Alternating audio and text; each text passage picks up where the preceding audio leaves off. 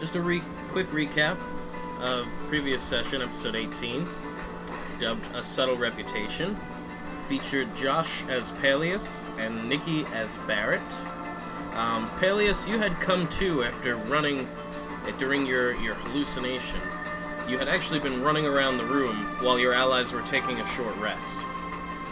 You had wandered down a hallway and ended up falling 20-30 feet, and that's really where you came to, laying in a pile of bones.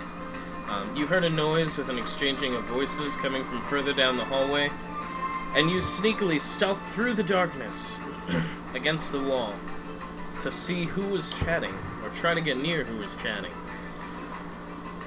Little did you know that the creatures discussing things in a language you couldn't understand were drow speaking in Elven, who actually were able to see you the entire time and were mocking you in the language. They were able to clasp your back hands in iron, and upon lighting your axe after breaking free of the irons, you saw Barrett unconscious on the ground, also clasped in irons. Suddenly, the door that they had been asking you to pick the lock on slides open, and a man in black and red armor sneakily got out and slit the throats of one of the drow. From there, you were able to single-handedly man the other one, and you met the Master Thief, self-proclaimed, known as Ishikoza Saizo, who was actually... he was very upset that you didn't know who he was, just from his look and his style. But whatever, he moved on. When you got into the next room, you saw that there were 2 empty cages. There were 8 other cages that circled around the room with a black pedestal in the middle. So you took the 2 guards that you had just killed, put them in the other cages, and it opened up the pedestal to reveal another crest. Saizo captured the crest, and he was actually going to take it to sell it, but you convinced him to sell it to you instead. I believe you gave it to him for like 300 gold or 350 gold. Yeah. And then he went off to actually go find the next crest. He had left the room. Needless to say, though, you guys ended up climbing up a shaft when more drow guards were coming, and you ended up finding a room filled with these mummified, decaying drow, where they were slowly coming to life during your challenge. However, you found the pedestal up on top, defeated the drow zombie creatures, and found the 3rd piece of the crest. Saizo was not in this room, so you can only gather that he went possibly on to the final room. The room of Pandora. Yes, Pandora's Gauntlet, as they say. So now you have acquired yourself 2 pieces of the crest. Regdar, you know, has a 3rd piece, and the 4th piece you are already assuming is in Pandora's Gauntlet, which was the final path you had yet to explore. You were able to deter some of the drow that were climbing after you from pursuing you. Pretty much you scared the shit out of them, so they didn't come. And then you returned to the main room where you had actually left your party. And that is where we're picking up from. Because you guys finished scaling down that wall. You intimidated those other drow that were coming up from the bottom, and they ended up taking off. So they're still down there somewhere. And upon entering this main room, just as you're about to step into it, you're still in the hallway. A voice comes from behind you. Stop! And it's a familiar voice to you, Palyus. You recognize it as being Saizo. And he's covering his face with some kind of rag. You could both roll for both perception and endurance. Perception's 8. Perception and what? Endurance. Alright, perception was a 17. Okay. And endurance... My perception is a 35. What's your endurance checks? I got 20. Okay. 26. Okay. So the voice that has stopped you, you turn and you see Saizo standing in the darkness behind you, as if he was behind you the whole time. And he steps up and clasping each of your arms, and you could see your allies in the room in front of you, sitting, some of them laying down. And one thing that your perception check will tell you is you actually smell something in the air. I got 35. But it smells like sulfur. It's like a very heavy smell of sulfur. Each of you are actually feeling okay. It kind of hits you, and you start to feel a little drowsy. And he actually tears off a piece of the cloth that he was covering his face with and gives you each a piece. Breathe through this. Thanks. Thanks. Random person. Ah. Good looking out. You were the unconscious one that was waking up. Are you feeling well? Feeling alright. Ah. Well, no doubt it's thanks to my efforts and, of course, the help of your friend here. He had some part in this. I'm assuming you've already heard of me, so I won't introduce myself. I'm sorry, who are you? You don't recognize me? No. He's like 6'2", he's wearing this very elegant red armor with hints of black. Do I know who he is? You can roll history.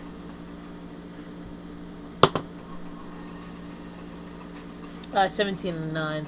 You don't know who he is. Even if I crit, I wouldn't know who it was. No. If you crit, you brought up people. You really don't know who I am. No. Who are you? Do you not even talk about me? We just met. I just saved you. You don't even tell your friend? We were a little busy. You know what? Right. It's okay. It's okay. You know what? It's dark in here. I get it. Ishikoza Saizo. Saizo? Ishikoza? I have a couple of different names. The Master Thief. Saizo? Saizo the Master Thief? I can't recall, I'm sorry. You really can't recall. You can't recall. You didn't even tell him about it. Well, glad I can walk in and save you guys again. Hope this works out for you. I appreciate everything you do, stranger. And he starts to walk into the room. And now that you've kind of gotten a little closer, you could see that the only thing... There's nothing moving. All of your allies are laying on the ground unconscious. Stein is laying there, Li Cheng, Elda, Raikdar, Monith are all laying on the ground passed out. And he's walking into the room and he's like, great. Great. None of these guys even know who I am. I don't even know why I bother them. I really shouldn't bother. Fine, calm yourself. They will know your name in short order. Can you make Josh louder, please? Sure. See, that's the noise I hear all the goddamn time. Is that your new text message noise? That is my new text message. So you're making me sound Can you turn that up, I'm please? fucking crazy. Thank you. Did you find that other piece of the crest in the room above it? Yeah, no. It wasn't easy, but I now possess 2 of the crests. Yeah, I wasn't really too keen on going into that one. Had a lot of smell of death in there, and yeah. Like I said, I'm a thief, not an adventurer, not looking to die for the gold, just looking to get the gold. Speaking of which, all of your allies seem to be unconscious. Do you mind if I, you know... That's not very right. Well, look, I'm not saying that I have to. I'm just asking. Maybe one of them you don't like, 2 of them you don't like. You steal from them, I'll have to kill you. There will be no negotiating upon looting the unconscious forms. Alright, I understand. I think they're all still alive. He goes up to the, well, Palyus, you know that it is Stein. He goes up to the Shatterkai with the stitches and the robe and puts his fingers right on his neck. Yep, he's alive. He's still breathing. Still got a little bit of a pulse. And you can both roll for perception.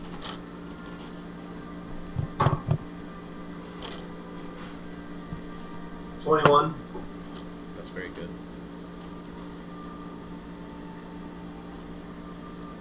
34. Okay, Palyus, you didn't notice this, but Barrett, you noticed that when he checks for the pulse, as he's like stepping away, you see him kind of fumble around Stein's coin purse area. Oh. Yeah, he's gonna be alright. He's gonna be alright. Did he take anything? It doesn't look like he was able to, but he did try to. It must have been fastened on there a little tight for him. Some master thief. What? I'm sorry? What? You can't even steal from the unconscious. He looks at you with like wide open eyes. I would never steal from your party. Bullshit. Did you just try and take money from an unconscious person? Yeah, he did. What is your Like passive taking candy insight? from a baby. You would take candy 22. from a baby, wouldn't you, Saito? You feel like he's telling the truth. I do not feel like he's telling the truth. Out of game, you may not. Look, the chemical that your friends have been knocked out with, it's actually a very potent sleeping gas. It does eventually turn into paralysis and then death. So you should probably do something about that. Paralysis. Yeah. And death. I'm assuming one of you is familiar with alchemy in some way. He's familiar with death. Or death. I'm not familiar How are with we gonna alchemy. wake these people up? It's actually, and you see him, he removes the cloth from his face and he sniffs. Oh, that's familiar. Oh, that takes me back. And he puts it back over his face. Neither of you know anything about potions, alchemy? Nope. Nothing? Nope. Sorry. Yeah. Well. I'm a monk, not an alchemist. Well, I got good news and bad news. Which part do you want first? The bad news. Bad news first. Okay. Well, the bad news is it will eventually kill them if you don't find the ingredients to make what is the antidote, if you will. Good news is you got plenty of time to do it. Bad news is you got to get out of here to get the ingredients, and it's sealed shut. Good news is there's a way out. Bad news is you don't really know where the way out is. Good news is I do, and it's for sale. And it's for sale. For sale, he says. Look, information is as much a valuable commodity as gold itself. Looks like he's part of Minecraft. Yeah, it does. And from the looks of it, you got a bunch of friends here that are, you know, in need. They appear to be seasoned adventurers. They are seasoned adventurers. I'll actually give you a little bit of free info on this one. The exit that leads out of here actually leads through the same person's well as who I think made this. The reason I think that is because that's actually the same way I took in, and this plant, the Shadowfell weed, is actually growing outside his house, and that's the main ingredient to make this potion. Shadowfell? Shadowfell weed.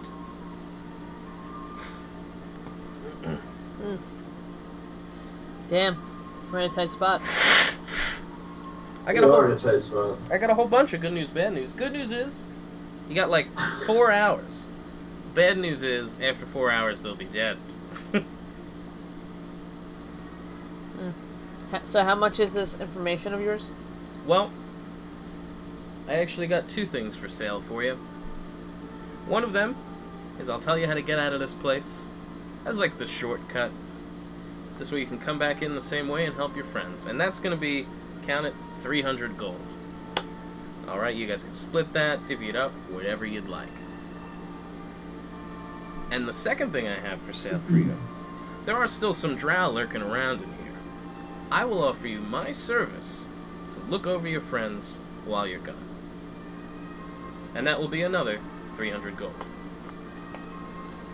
And you have my word, as a master thief and as a gentleman, that I will not rob your friends while you're gone. I'm gonna roll for insight.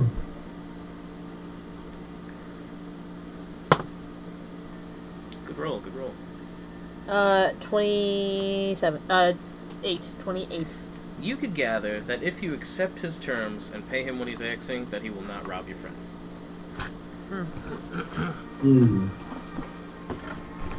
Baron and I have a quick powwow, kind of turn our shoulders away from Sizo. Hey, how much gold do you have? Not much. I was just gonna take from Stein and leave him an IOU.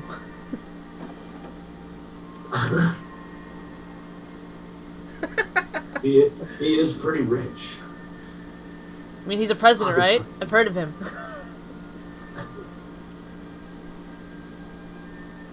I like that plan. Yeah, because I'm poor. I'm a monk. I don't have a lot. Do you have any gold? I have 7. 7 gold? That's why I don't understand why you made it so... You were so, like, skimpy on the gold this particular session. This is a realistic campaign. Yeah, but still, like, now this guy wants 600 gold from us. Because I know you guys got it. We don't have it. Palyus, do you have that much gold? At all? I have 426 gold. How do I have 7? I don't know. I don't know what you did with the Maybe rest. the drow took it from your unconscious form as they dragged you into the depths. Also possible. The DM doesn't like me anymore. That's what it comes down to. Hey, I don't got all day, guys. I'm gonna take it from Stein. I'm gonna write IOU for Stein. You're Robin Stein. I'm not Robin Stein. Here.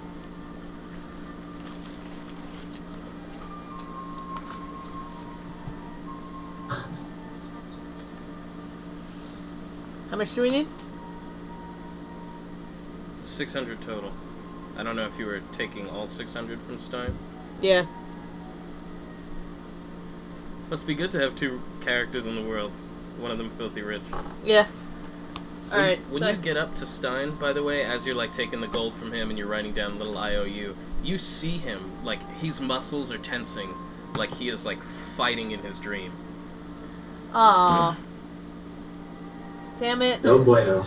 No, that means it's gonna be a solo and Stein's gonna be dealing with death. That's what that means. Shit. And as you're over there, Munith is laying nearby, and his big Goliath body is laying on its side. And you hear him farting up a storm. That's gross. Alright, here's the money. Stay away from him, he has 6 STDs. You don't know if one of those will just jump Maybe we up should, and like, bite you. exit out and, like, recall him. I don't know. The voice is, like, weird. Josh, we're gonna just exit the call and then call you right back, because it's really jarbled up a bit. Alright. So Stein might get a little solo. That upsets me. What?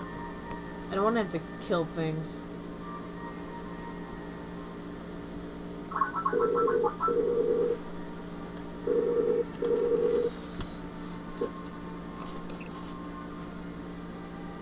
Hey!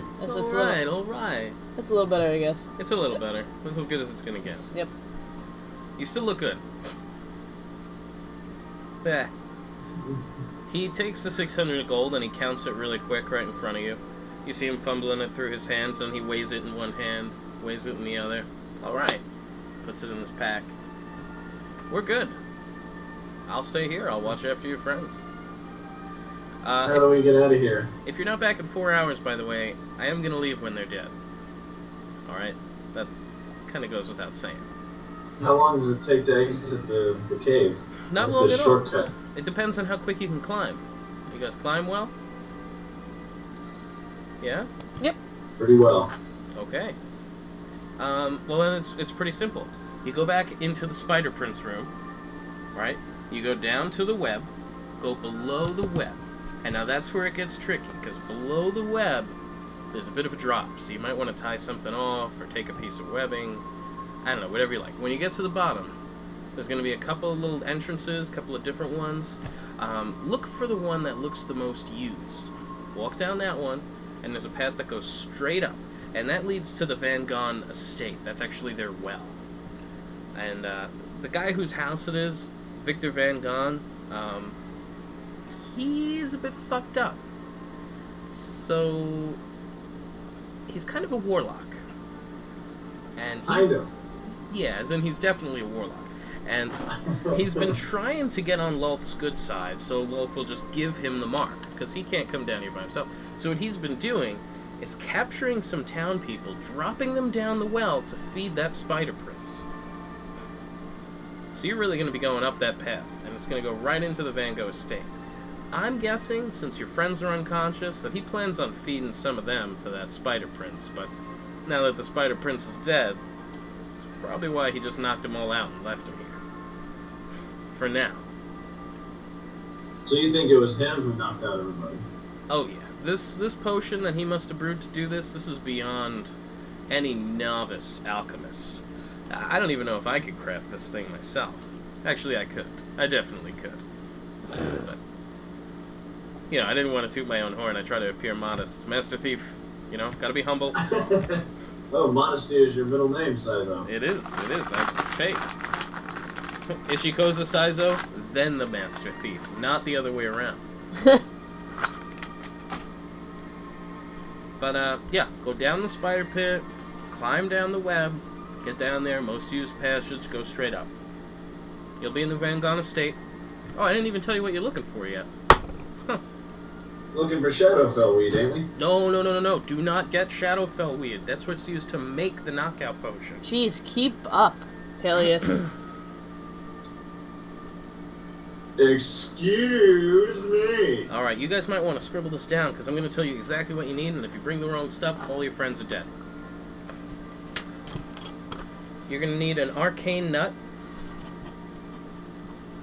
It looks like a walnut, but it has like a little hex formation on it. Like the shell itself is hexed. You're going to need we'll say a handful of thistle branch leaves. Now you're gonna know what a thistle branch leaf looks like because it looks like it has thorns all the way around. Thistle branch leaf? Yeah. Grab like a handful of it. If you bring them back here, I'll make it for you. But you gotta bring the ingredients. They have thorns all the way around the leaf. Now this is gonna be the really tricky ingredient. And this you might have to go into the estate to get, because it doesn't really grow naturally in the area. In the Vangon estate, I'm sure he has some kind of alchemy lab, and by I'm sure he does, I know he does. Very, very rare ingredient. It's actually the blood of a lycanthrope. The lycanthrope? Yeah, and your blood won't do, Wolfman, alright? Yeah, I was about to say, I got some lycanthrope blood right here. Heh. The blood of the lycanthrope. Very exotic stuff. I know exactly where he'd keep it. You gotta go into his alchemy lab, under his desk. He's got a little chest for his really exotic stuff. His brown box. It's all cryptic. Got all that good stuff. But yeah, bring the box. Bring the whole box. Because you guys can, I'll make what you guys need with the blood of the lycanthrope, and I'm gonna take the rest. Okay. It's We already paid you. It's a why small would box. we steal more shit for you and give it to you for free?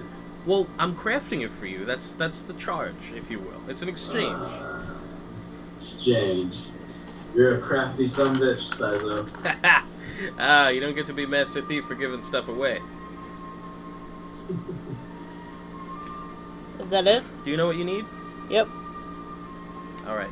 Arcane... How many arcane nuts do we need? You need 6. For each one.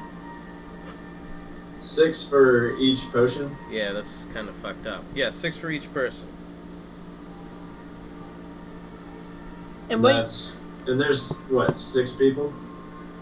I don't know. Count your friends. Jeez.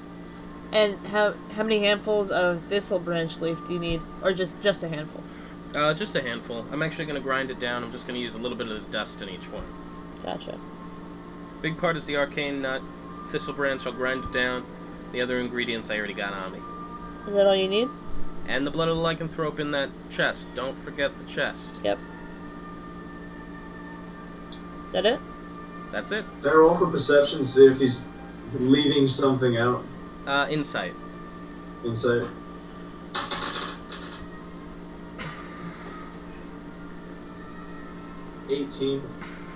He seems to be telling you the truth. I don't think either of you are trained in any kind of alchemy, so... No, I'm not. That's why it kind of has me by the balls. Oh, bad. If you guys do see any other really cool stuff while you're there, feel free to take it from me. Maybe I'll pay you back. Define cool stuff. Well, I love potions, I love magic. You find anything that looks like it's worth a little penny, too, and I'll scalp it.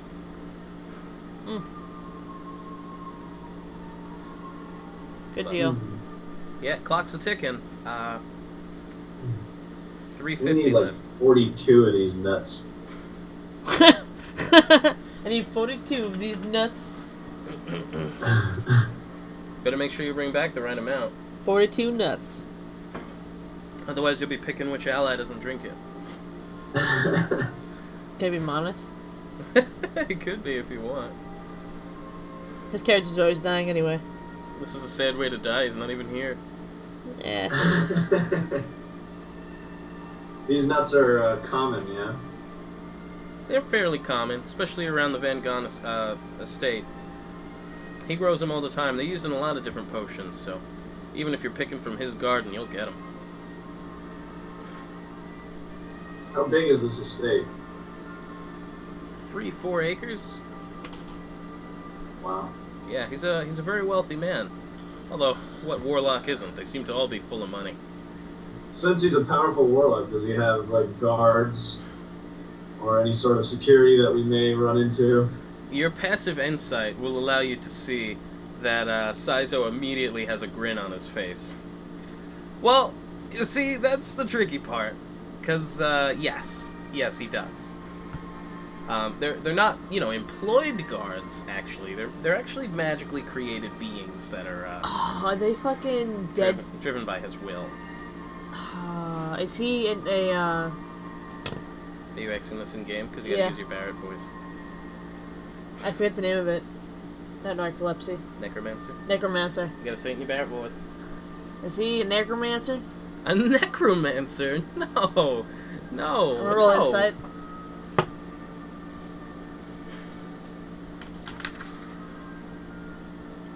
I'm gonna roll, insight? Insight.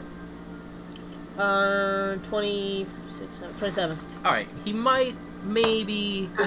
And by might, I mean he is. By might, I mean he's been known to do it. Super. But it's not like he's got undead walking around his estate outside during broad daylight. That'd be weird. Barrett's gonna look at him. Alright, maybe he does sometimes, but it's not all the time. You know, I'd be more concerned with his walking suits of armor. Those are the tricky ones.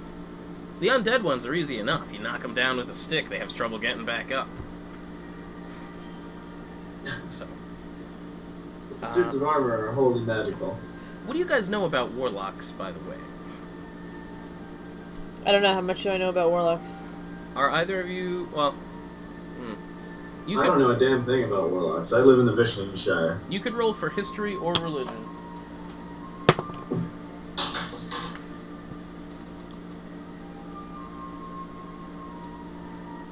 $17. Or arcana. 12. That's what we got, 12 and 17. Neither of you really know too much about warlocks other than that they're similar to sorcerers. They wield the arcane arts. So neither of you know too much about it, huh? Well, that's great. I'll tell you what I'm willing to share. I mean, what I know.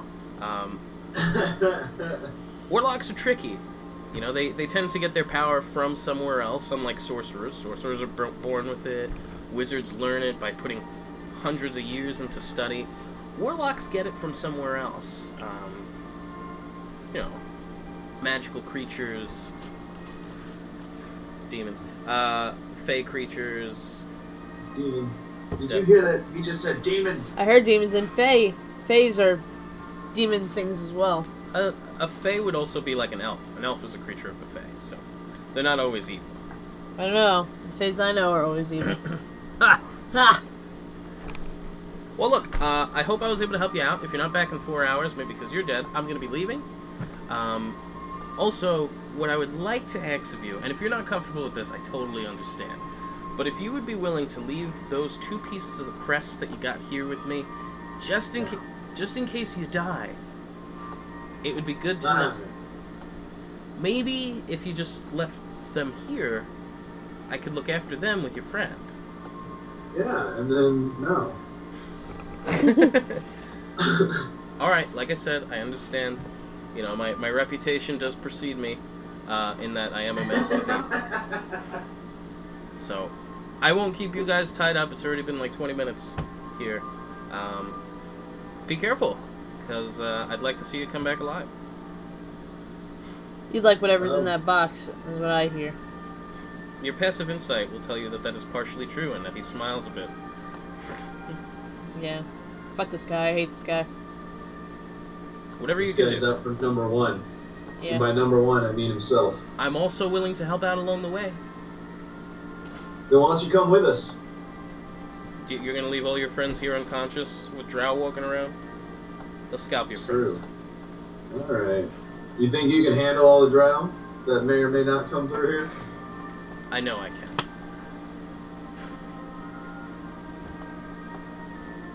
Alright, Barrett, you want to set out? Mm-hmm. We make for the spider prince's hall. The hole in the earth. Hole in the earth.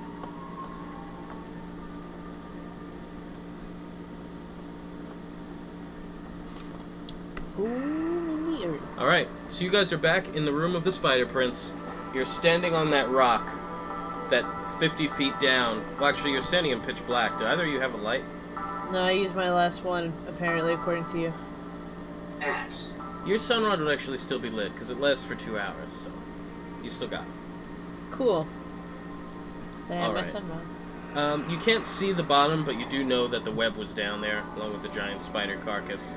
So you're standing on that rock that's 50 feet up, and you know you gotta drop down. Ooh, it smells like dead spider in here. Sounds like kebab to me. Even when you guys kind of walk in, there's a whole bunch of smaller spiders that kind of scurry from the light, so they like run away from you. One thing that you also noticed when you were back in the room with your friends was there was a couple of little spiders that looked like they were crawling around Regdar. Not harming him in any way, but they were just walking around him. That's odd. That must be important. Something you noticed.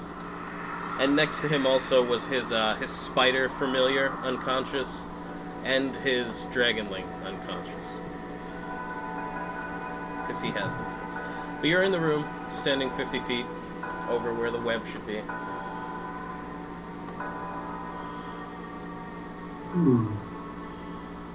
Should we climb down, or should we just jump onto the web?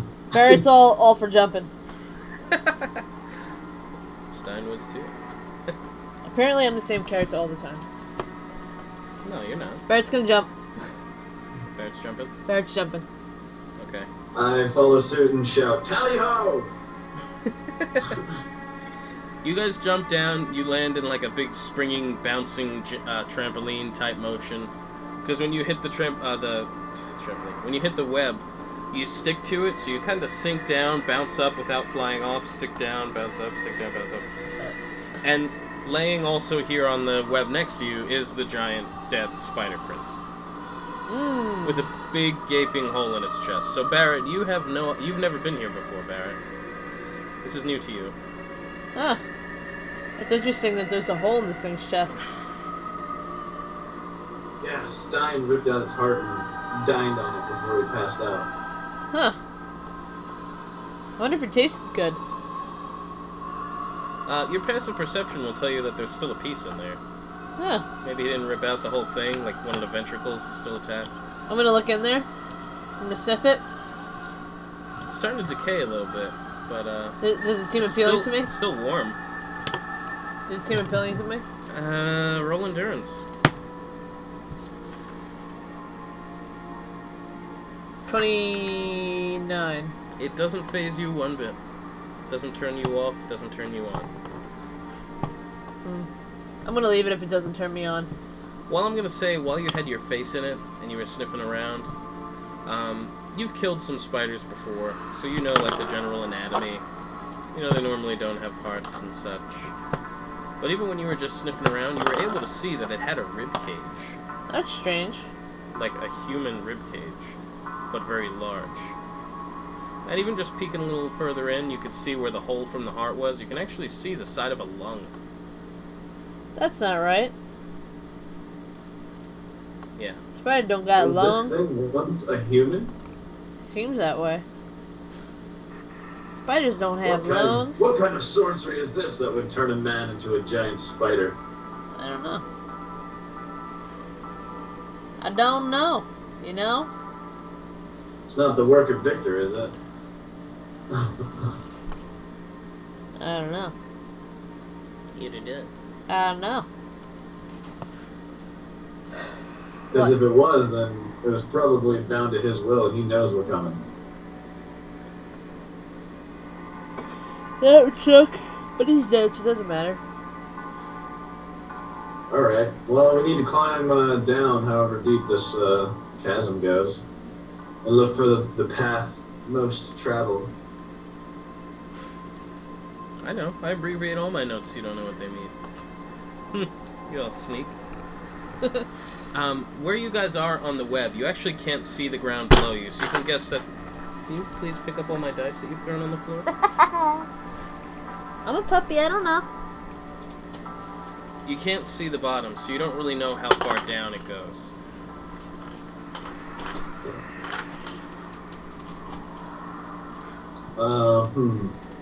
And the web itself is fairly closely intertwined, but you could always, like, you know, cut a piece, make one hole a little bigger. If you want to drop straight down from the middle, or if you want to drop by the side, whatever you want. I'm gonna drop by the side, but use some of the webbing. Like, extra that I think I may need. And I'm gonna tie it to, like, my body kind of like this. Like, just once over, so that I can rappel down. Okay. We'll say that you were able to find 70-foot, like solid 70-foot strand, and then another 40-foot strand of webbing. Cool. And this is actually interesting, and I don't know if you're going to end up keeping these webbing strands, but they're actually elastic-like, so they'll stretch a bit. You know what? I probably am going to keep it. I follow suit. I look for my own strands of webbing, so I don't have to use my rope. You found, from a solid form, like I'm not talking about little schnipples that you could peel off. Schnipples. You found a 40-foot length, and then a 10-foot length.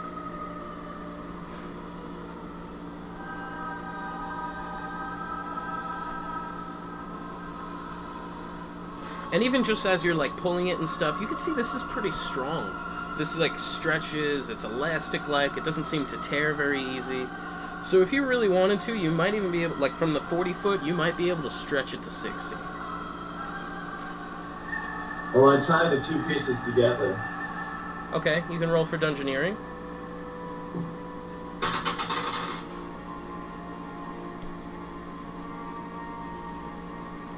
$15.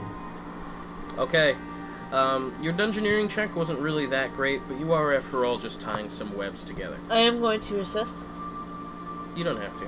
You're going to have it tied off securely, and it is now a total of a 45-foot length. Your knot took a few extra ties, and you lost 5 feet worth of rope. Are you going to do the same with yours, Barrett? No. Okay. So walk me through what you guys were doing. You're cutting a little spot on the side, and you're dropping down from the side? Yep. Yep. And how are you doing it? I'm rappelling down. Side by side. Like a seal. So you're both first. You're going down at the same time? No, like a Navy SEAL, bro. Not a seal. What are you tying this off onto? The other web. Okay. Yeah, the remaining web. Okay. You can each roll dungeoneering again. Go down to dungeoneering. Right, 22. 17. Okay. You each find a spot that you feel like is tight enough on the remaining web. You tie it off in a manner that appears to be well enough. And you begin descending. You could roll for acrobatics or athletics. Good thing it has to be on the table, because that was a botch. Damn it. 19 and 18. Did you tie your ropes together? No. Which one are you using? 70. 37. 32. Okay, you guys are both descending like fucking Navy SEALs. Oh, You're yeah. dropping down at an even length, in perfect synchronization, going down like your ballerinas on Broadway. Perfect.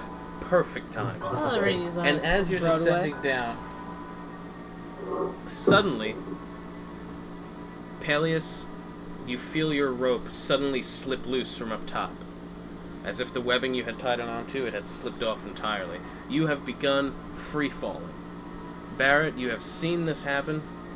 His webbing, his rope webbing, is quickly dropping down next to you.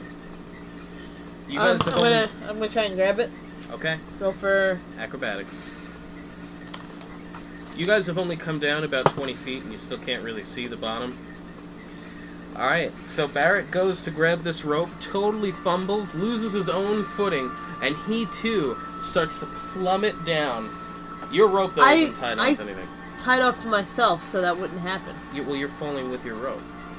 That's you had a nice handle on it to slowly release it, lost it entirely. So Palyus, you are at a free fall with your rope tied off to nothing. Barrett, you are free falling, still secured onto your webbing. So you can gather. I'm gonna try to get my footing again. Okay. Palyus, I'm gonna use my axe to try and hew it into the wall. 36, 30, 33. 33. Yeah. Okay. And you can make an attack roll, Palyus.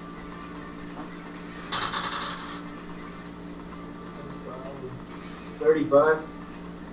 Alright, you're able to pierce your axe into the side, and you drag down about 15 feet as your axe is kicking up bits of rock left and right.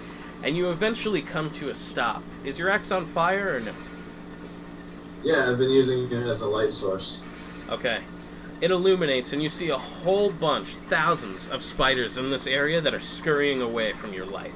Some of them bigger, some of them smaller, some of them micro, but they are all scurrying out of your light. And you cleave some of them, killing some in the process. Barrett, you manage to readjust, you're able to grab your webbing, and you now have a secure footing back down as you see the last of his rope drop past you. Am I able to catch it, or it's already gone? It's already gone. You have heard his axe hit the side. I'm gonna rappel down, see where he is. Okay. You rappel down another 50 feet. No, that doesn't sound right. 30 feet. Oh. And there he is, embedded on the side of the wall, with his web lowly hanging behind him, below him. So, Palyus, you're suspended on the rock. Barrett comes down. Damn, you're in a tight spot. Thank God I got this axe. I'm gonna offer my hand. Okay.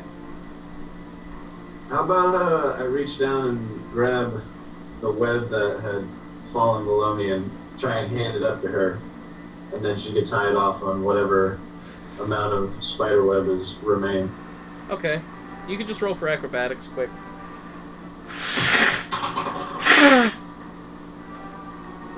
He doesn't trust me. 26.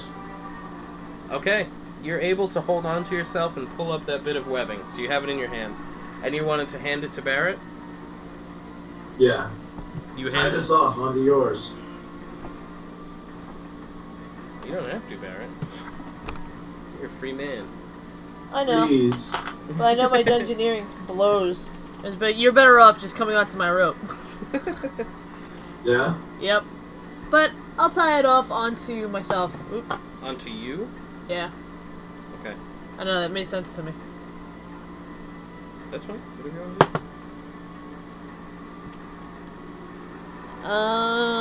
It's gonna be 15. 15. Alright, you tie it off nice and snug. So, Palyus, Real snuggle-ack. one end is tied off to you, and the other one Barrett has tied around his waist. Barrett also has another spider web around his waist that actually ties up to the web back up top where you descended from. So you have a nice, intricate little balance here. Can I just climb onto your back, Barrett? You don't have to roll for that. We'll use the same acrobatics from before. So, Barrett, you're going to rappel down with Palyus on your back? Sure. Palyus, how much do you weigh?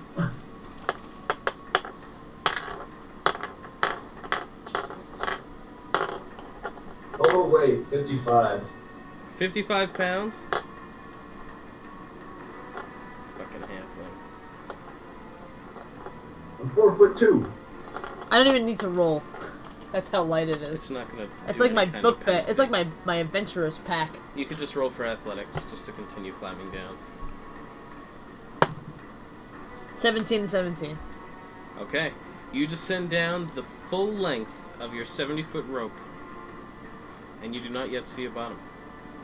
I'm gonna start to swing and like jump down to see if it can go further. It stretches. And every time that you like kind of jump back down, it stretches a little further. And a little further. And a little further.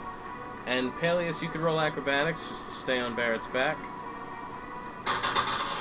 As he's diving and dodging. Yes. See if you can break a 20. 23. Woo! Very Goddamn, nice. Cookie. You hold on, and eventually you get the feeling like this web has stretched about 30 additional feet, and that's where you see the bottom right below you. Can I just touch it? Oh, you want to touch the ground? Yeah, can I touch the ground? Still touching the rope? Yeah, I but have it's to like jump it's down. springing. Yeah. So like if you cut the rope, you could cut it and land right on the bottom, but then you'll have no rope to get back up.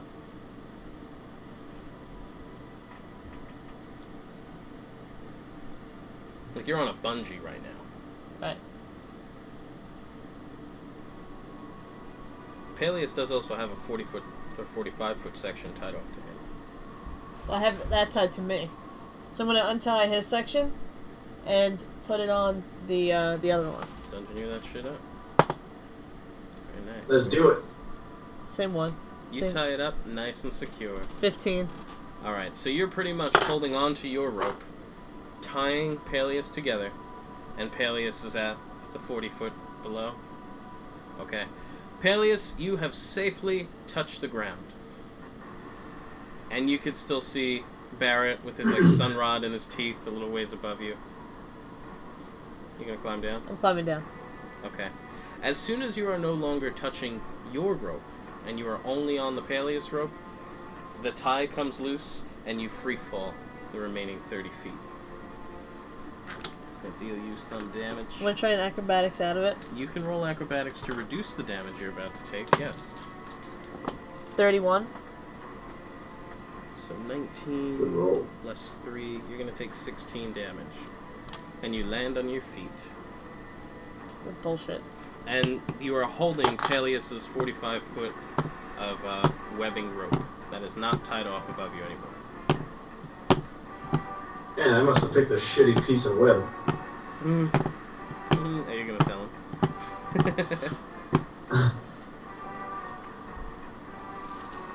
Damn, what shitty web. I thought this was the Spider Prince's web. Right? I blame him. Me too. The walls that are down here, because you do have 30 feet above you where you don't have any rope now, for when you do want to come back. It is like a cobblestone, so you will be able to climb it, but it is covered in this web, which, since it's damp down here, it is kind of slippery to climb on. But it is possible, so it's not like you guys feel like you can't come back this way. Web is sticky. To climb it is a little tricky, if you're not a spider. Fancy that, I'm a spider. Oh, then you're good.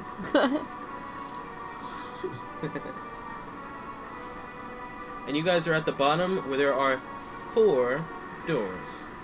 Each one of them has a little insignia over it. You see one that looks like, well, maybe I'll even draw them for you. I'm gonna roll perception to see which one's less traveled. Very good. Fuck all these goddamn 3s. I will do the same. 20.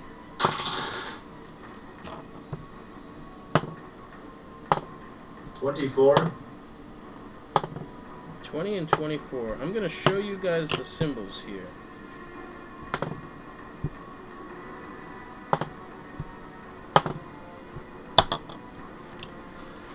Each one of them is some sort of calligraphy or symbol that appears to be in a circle of sorts. And the one that appears to be the least traveled is the one with the M. The least traveled? That's what you asked. The one that was least traveled. I said most traveled. You said the least, but the most traveled is the one with the V. What do you think, V? It would stand to reason. It's Victor Von What's-His-Face's Van Gogh. State. It would make sense. I'm gonna go that way. I join Barrett.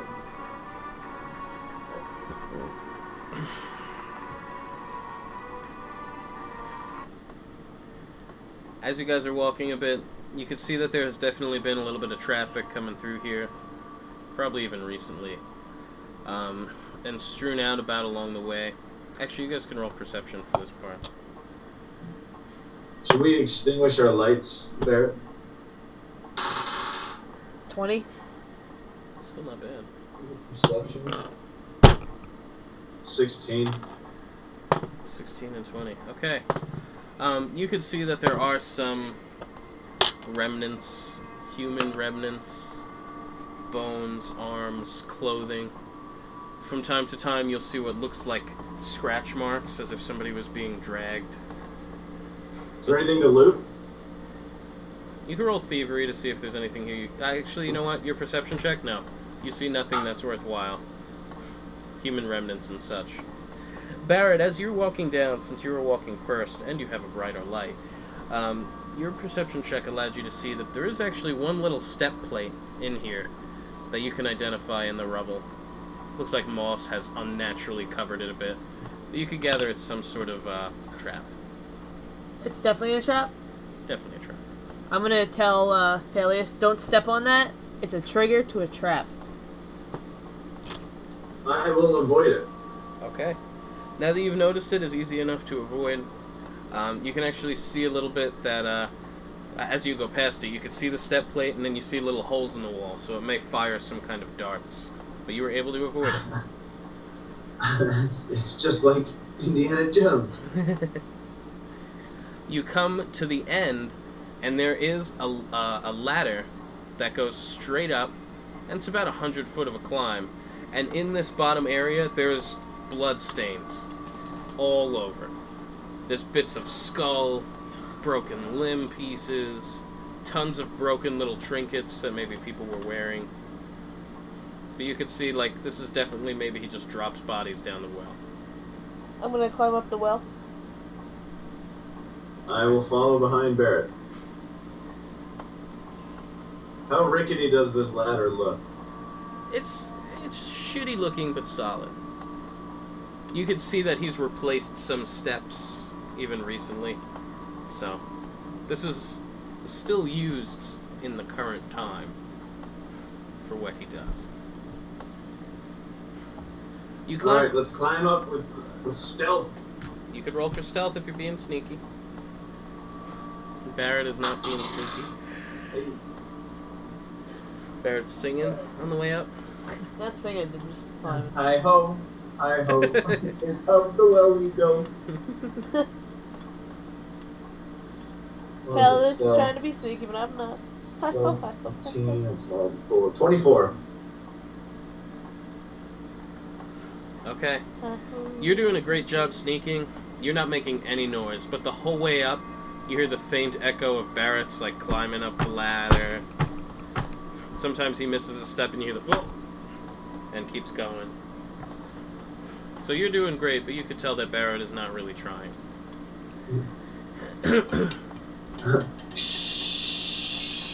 Hey! Tell me to shush. What are you shushing for? There's no shush. When you guys get to the top of the ladder, and Barrett, you're coming out first, so I don't know if you're coming out completely or if you're going to peek. What are you doing? I'm gonna peek.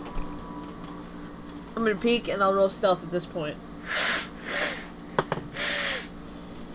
15 and 17. Very nice. I try. Alright. Peeking. You poke your head out, and really quickly looking around, you could see that there is like an orchard of trees growing something. On one side, there is a garden behind you growing all sorts of plants. There is a very large estate, maybe 200 feet in the distance, and about 50 feet away, there's a small shack.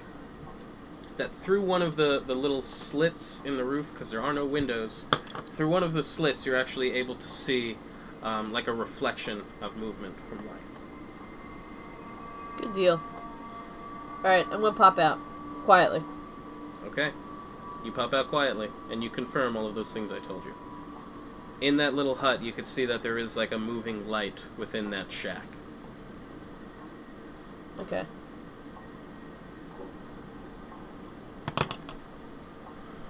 I pop out as well, using my previous stealth check. Okay. You pop out, you're both like shadows in the wind. There are some leaves blowing past you, occasionally a squirrel running past with a little nut in his mouth. Is that nut hexagon shaped?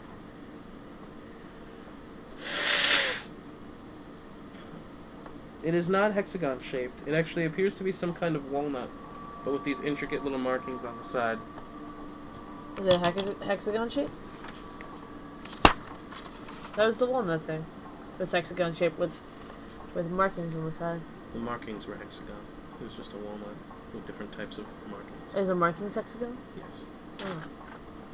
And How you see far this away little is he? squirrel hopping across. He's like 10 feet away. He's close. Where did you get it from? Like where? You didn't see it. You were down in a well. Where was he though? It looked like he was coming from the tree orchard. I'm gonna go to the tree orchard. Okay. It's a little Actually, you know what? Is the shed closer to me? Shack is significantly closer. Okay, I'm gonna go to the shack and let's see what I have.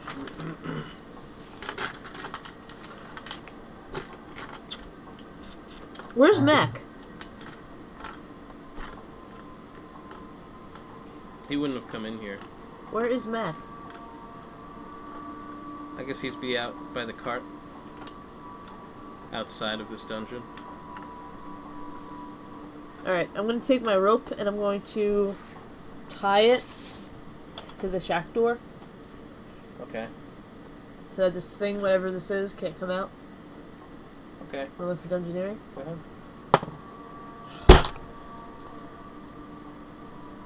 14. I'm gonna put my web on there too. Okay, we'll use the same roll. I attempt No. to assist in locking the door from the outside. So you guys are just tying the rope off to it? Like together. I'm also gonna see if I could get some planks and plank it up. Can we, by looking at the door and the hinges, can we determine whether or not the door opens in or out? See, if your engineering roll was high enough, I would have told you. The door opens out. What does that mean? That means nothing. That means we can take a shovel and wedge it into the ground so he can't open the door. Oh, well, I was putting wood up there. Palyus, maybe Let's you should... do it. Okay, do it, Palyus. You don't see planks of wood, but there is, like, firewood by the house. Again, though, the house is 200 feet away. Maybe you should tie some of your rope on there. And you hear some movement Oh, wait, inside how as big? well. How big around is this house? Like perimeter, It's a small... the house or the shack? or the shack? Sorry. Shack is 10 by 20. 10 by 20. 10, 20, 10, 20, 30, 60. 60 feet, huh?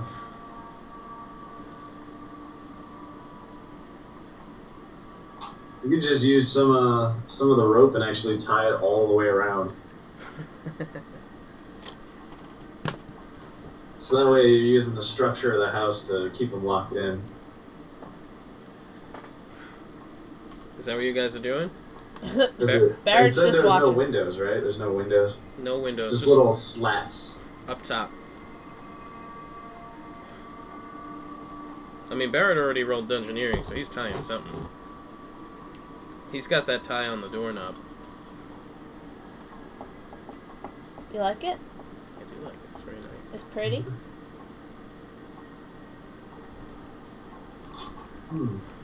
What y'all be doing? I told you what I was doing. I'm waiting for Palyus.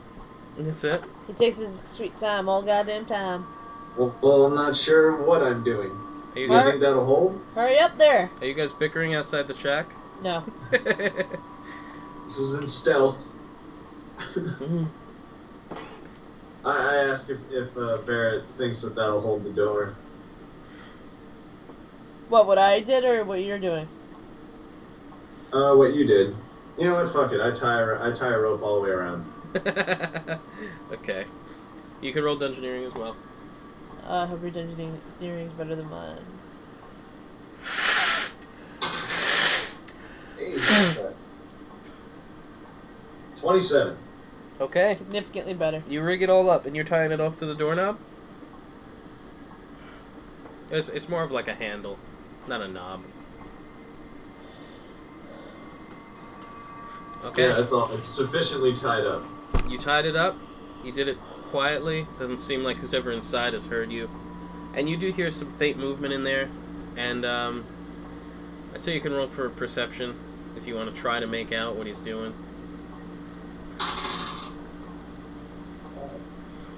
28. Okay.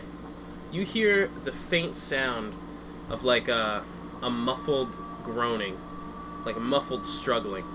So from time to time you'll hear a chain moving, a couple of chains, a few chains shuffling, as if someone's restrained. And then you hear like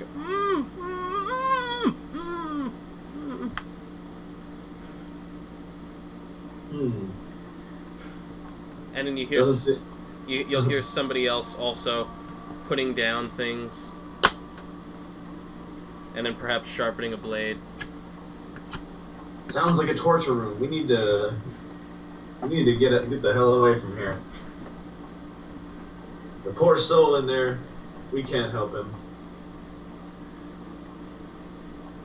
We're here on our own mission. Let's go check out that orchard and look for the some nuts.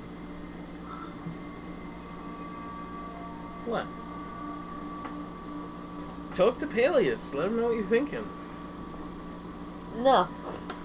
Nikki's looking at me in No. a way. Barrett is looking at me in a way that says she's going to pass me a note that says I'm breaking into this shack. And you guys got to talk to each other.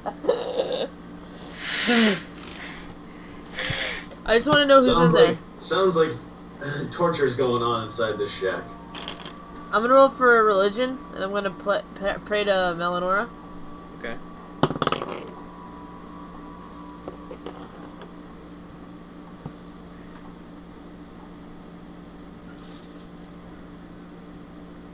$16. Okay. As your eyes close a bit in prayer, you suddenly feel something hitting against your ankle.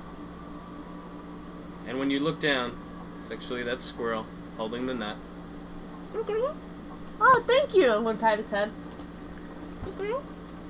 Where is it? And he starts running towards the orchard. And he gets like 10 feet away, then he turns to stop to see if you're following. I'm gonna follow. I follow suit. Okay. The squirrel is running towards the orchard and leads you over to this one particular tree that has dozens of this same nut. So I don't know how many you were taking, but How many tons people of- are- We need 42. I'm gonna grab 42. let me just make sure that there are enough nuts here for you. I already have one. Very nice. Okay. 42. You take 42 nuts. You should take also 42 nuts. Yeah, I'm going to take as many as possible. Are you actually taking as many as possible? Alright, maybe not as possible. There's Fourth another raising. 118 nuts there after her 42. Just grab another 42 just in case. Yeah. I'll grab another 42. Okay, you each have 42 arcane nuts.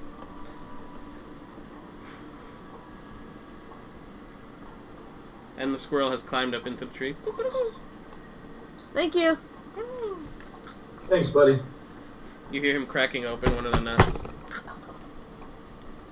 Oh, I want to keep him. Can I keep him? You want to come on an adventure with me? You be my pet? You can roll for nature. This is what I do normally when I'm soloing. Like, you want to be my friend? Oh, 17 plus 12. That's 29. Okay. The squirrel runs a little further up the tree, and you see him disappear behind a couple of branches. Oh. And then he comes out, and he has this small little sack that looks to be having nut bulges in it. Cukaroo. Oh, I'm gonna put him on my shoulder. You want me to hold on to your nut bag for you? He looks at you with a crooked eye. Shut up, Palyus. He looks at you as if to say, be gentle. Very sensitive. And he takes this pack and puts it over his shoulders. That's fine. I'm gonna rub his head. Okay. Does he have a name? Are you axing him? Yeah. Cukaroo. He nods. Cukaroo? Cukaroo. What is it? Cukaroo. Cukaduka? Cukaroo. Cukaduka?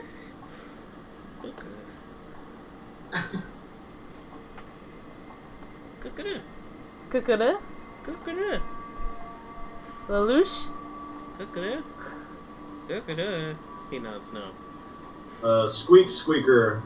Squeak Tip. I love that movie. Squeaker, squeaking, squeaking? Yeah.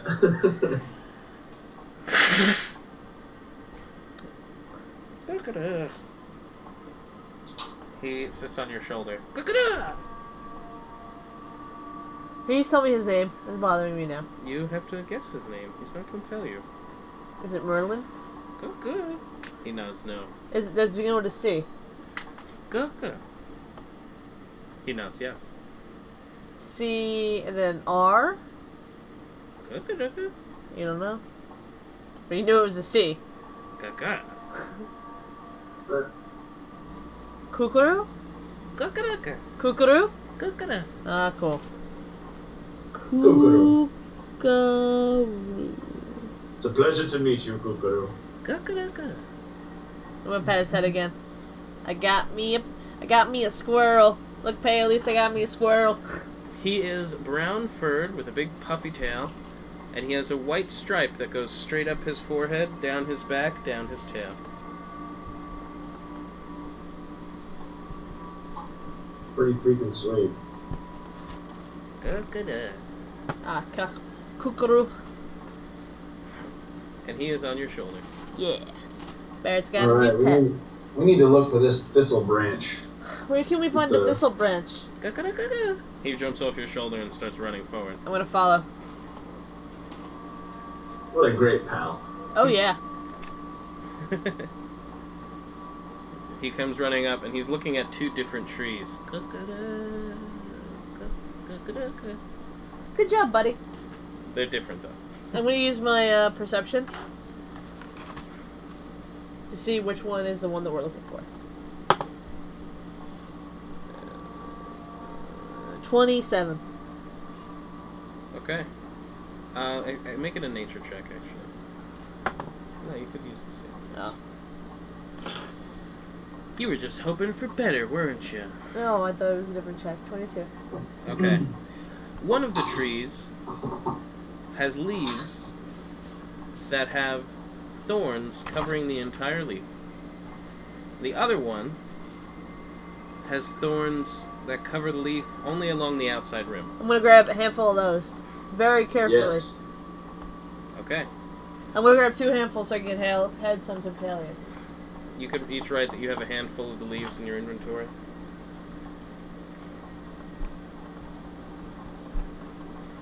Good. Good job, buddy. Good. Alright.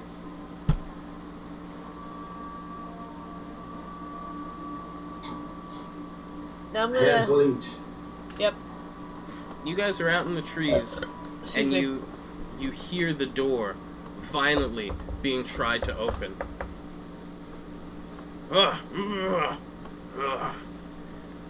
And as you guys see it, I mean, because you guys aren't that far away, you're still maybe 100 feet away, but you're in the trees. Are you doing anything when you hear this noises? I'm gonna be quiet. Should we hide in the trees Yeah. or I feel like we try should... and make our way to the house? I feel like at the moment we should just observe. Let's observe from the branches of the tree. Cukaroo.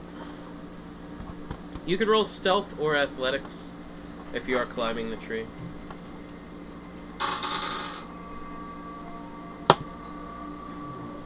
17 and 9 for athletics. We had 25. For athletics? Yeah. Okay, you both scale this tree pretty quick. You're on adjacent branches. The foliage gives you enough cover that you don't need to make a stealth check.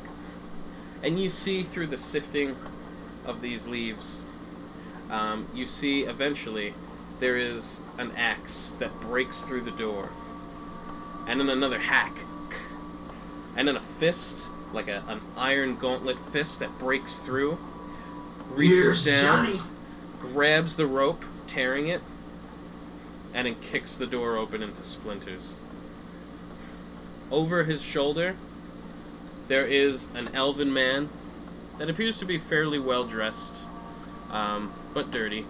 And That's so much better. What? Josh is so much better. Yeah. You cleared up a bit. And not so hazy. The elven man appears to be covered in blood all along his abdomen, like through his clothes and everything, and he is unconscious over this suit of armor with glowing red eyes.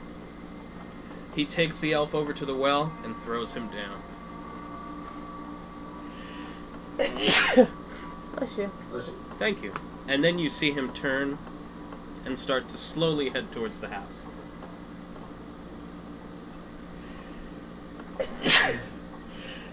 Two in a row. Oh, he like has sneeze fists. We were in the car today at the grocery store. I think it was a good like 15. And you still see as we were going in, people were saying God bless you.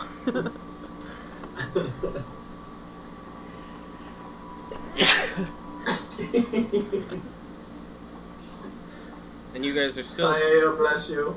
Thank you. Thank you, Chad. Oh, bless you, child. And you guys are still safely nestled in a tree, having just seen this 7-foot-tall-ish suit of armor. I asked Cukaroo if he recognizes the suit of armor. You see him behind Barrett's neck, clinging on and shaking. That's a bad man. Seems that way. Cukaroo.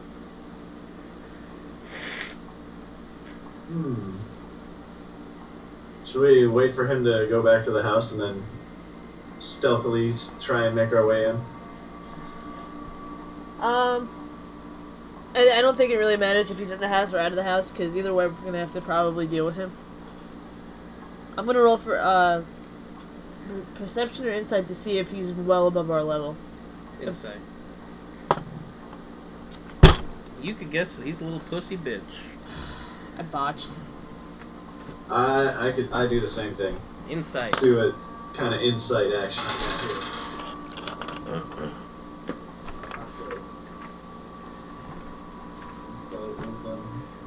10 and 9, 19. He looks like he's probably around your level. You know, he's not going to be a pushover, but he's also not going to one-hit kill you, so... That's basically what I was looking to see. Because you know how, with the other, like the wolf, you were just like, yeah, no, you should just leave. So are we still using the hit points from the last session? We'll say you guys would have been able to take a short rest again. So you can spend healing surges as you would. Oh, by the way, I'm gonna eat a Snicker bar. That's what I just said. You can take... I'm just saying... Well, you actually had... oh, I guess you could do it now. You guys can take a short rest now. So spend healing surges. Do you even have any left, Palyus? You've been going for a while. I have 9. 9 left? Yeah. Oh, wow. Alright. Spend as many as you need, bro. Hey. This is going to be... The next group session is going to be incredibly draining for Palyus. Who has had, like, 4 sessions with the same... Yeah. Do you still have your action point, or did you use it already? I used it in the battle against the... Oh, you should give it back spider. to him. We're going to say that this session will mark a milestone for your adventure without having taken an extended rest. So you can actually get your action point back, having reached a milestone. It was really kind of you, DM. Awfully kind But of if you. you use it on this session, you won't have it back for the group session.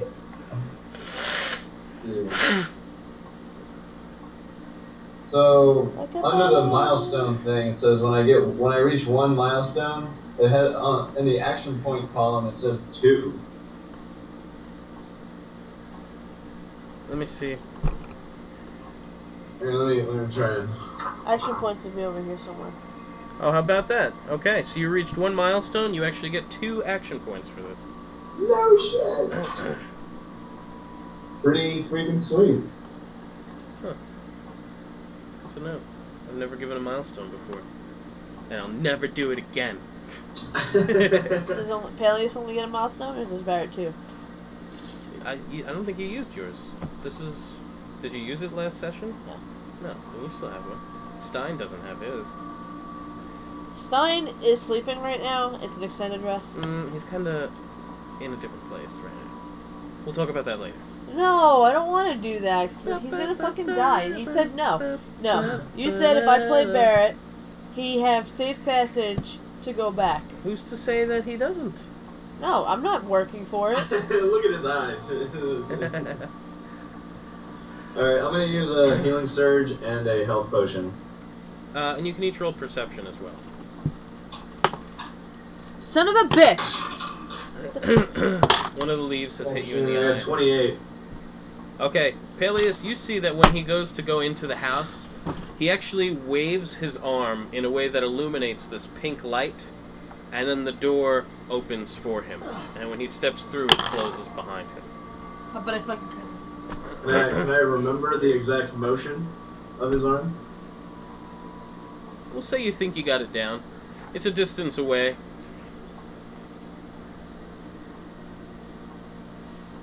So was it just like a... It was like a... Like he stopped halfway into the wave, and then finished it. Okay. This is an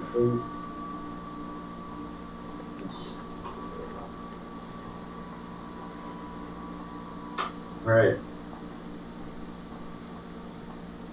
I spied with my little eye how he opened the door. Barrett, you're picking a piece of a thorned leaf out of your eye. I botched again.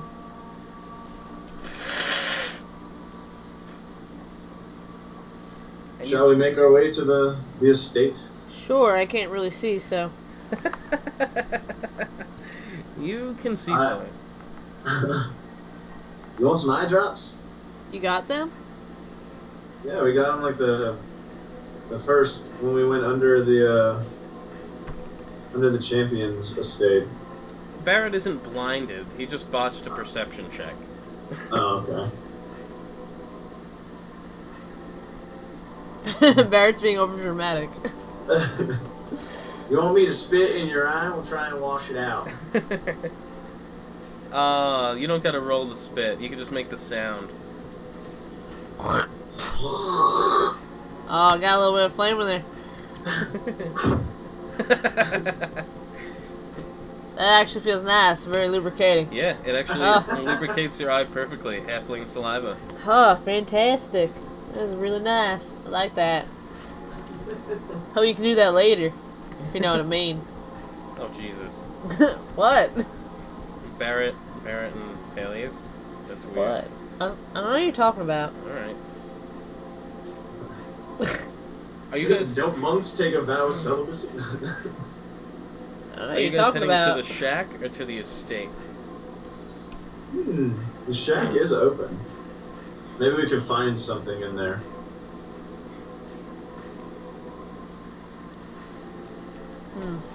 You want to raid the shack? Sure. We could create a distraction. I could light it on fire with my axe. That sounds fun. Yeah, do that. Well, let's see if there's anything worth looting, and then we'll create a distraction. I'll pick up whatever's left of the rope that was tying the door. Okay. You what? You used your regular rope? Yeah. Okay. He pretty much cut it right in half, so...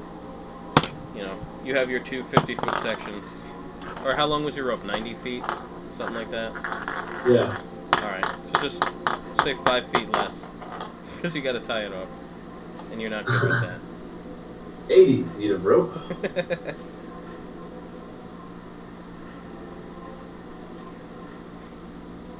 Alright, let's go.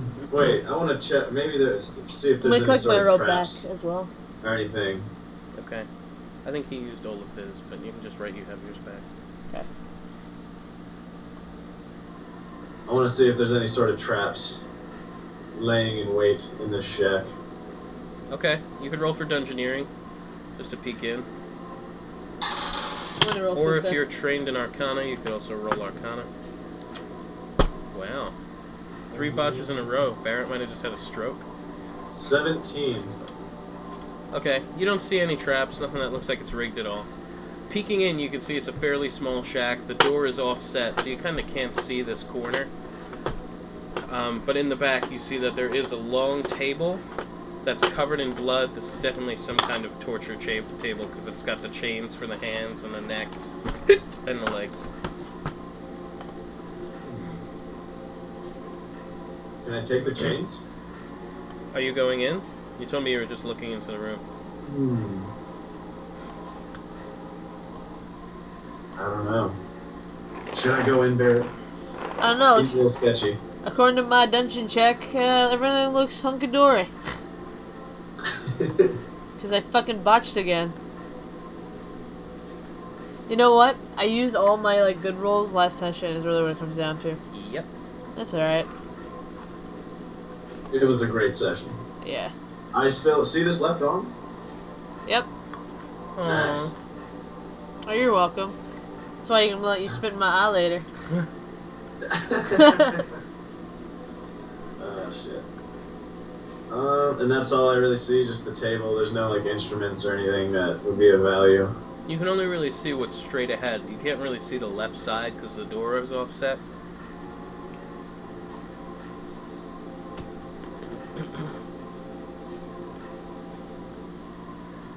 Alright, I don't want to go in. I'm getting weird vibes. You wanna? Should we set this place on fire? You wanna set this bitch on fire? Ugh, let it burn. It's on. So you're gonna try to light it on fire with your axe? It's made of wood, isn't it? Yeah. He sounds like Stein. Yeah, I just light the axe on fire and just start dragging it across the wooden planks on the far side, Okay. opposite of the home. I'm so proud of Palyus. You walk along. You're able to hold it there. It takes a little while for it to catch, but eventually you see it start to smolder up on a couple of the planks. The smoke coming off of it as it slowly spreads on that side. And eventually the whole thing is becoming encased. Are you guys just standing there while it's doing this? No, I'm gonna start walking away. Like a badass, like an explosion just went off and we just keep walking. Don't turn around. So are you staying hidden from the estate? Yeah. Yeah, we're ducking and dodging between trees, tree trunks and whatnot. Dive, duck, dodge, and duck. Then and you dodge. can roll for stealth. Dodge and duck. Both of us? Only if Dodge, you're hiding. dip, duck, dive, and dash. 12, 15, and 16, 31. Uh-uh. 19 and 15? Okay. You guys nimbly are able to duck into the trees and the brush, and you get to what you feel like is a safe place that you're still able to move and still fairly well hidden. And walking out from that back door, and they don't appear to have noticed you, but there are 4 of those suits of armor Fuck me. with the pink glow in their eyes, and each of them have a large sword. That was actually what he used to get out before, not an axe, but a sword. And each of them comes quickly stomping out. They appear to be trying to run, but they're not that fast, so... They, at their quick pace, with a speed of maybe 4 or 5, get to the house, and then they start to look at each other without making any noise, and all 4 of them start to walk towards the estate. They go up to the side, and they start coming back with buckets, and putting the house, or back and forth, trying to put the shack fire out. Bucket Brigade! So that means the door is left wide open while they're doing this? The door is open.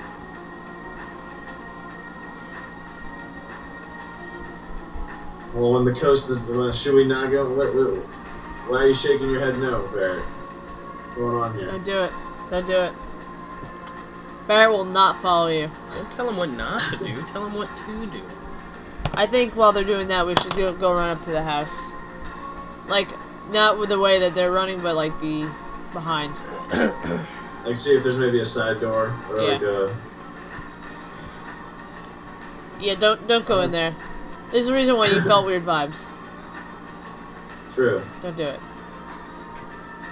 Don't give him the satisfaction. We stealthily begin to search for another entrance, or maybe like a low window. Okay. We'll use your same stealth checks from before, so you're able to maneuver around the house. There are a couple of windows that are maybe... Say the house is like a high ranch, so the windows are actually above your head. But on the side of the house, where they are not... House? It's like an estate. The windows are raised, is what I'm telling you. Okay. There is like a cellar door that goes down to the basement. Like those big metal ones that open up. Right, kind of like a storm shelter. That's on the side that's like away from them, away from where they are. And it does appear as if you could investigate the front of the house from this side as well, if you would like to. I'm gonna go, I'm gonna try and open the cellar door. You can try to open it? Yeah. It appears to be very tightly sealed. You're not trained in any magical arts, but I'll tell you that while you're trying to open it, you see that all around the door there's like a pink glow while you're trying to open it. Could be similar to the other door that they did the hand wave. You want to try a hand wave? Sure. All right, it moves from left to right. You gotta stop at 12 o'clock and then go all the way over. I'm gonna try to do that. Alright, you can each roll for... nothing. You don't have to roll anything.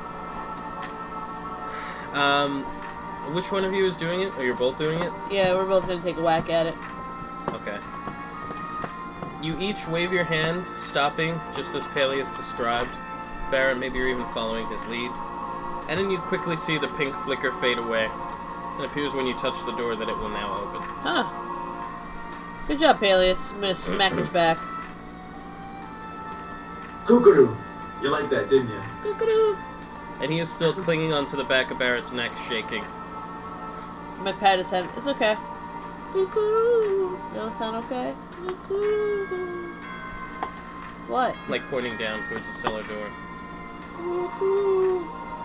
You don't have to come down if you don't want to. Cukaroo! You gonna be up in the tree? You want us to come get you after we're done? Okay, that's fine. You see him scurry up a tree, and he's just waiting, like looking at the cellar door. Is it? Wait. We gotta ask Cukaroo if he's ever been into the cellar before. Maybe found some sort of other way in. Have you ever been in there, Cukaroo? Cukaroo! No? Yeah, I figured not. And many of your friends tried to go in there and never returned. Cukaroo! Uh-oh. Sketchy. Yeah.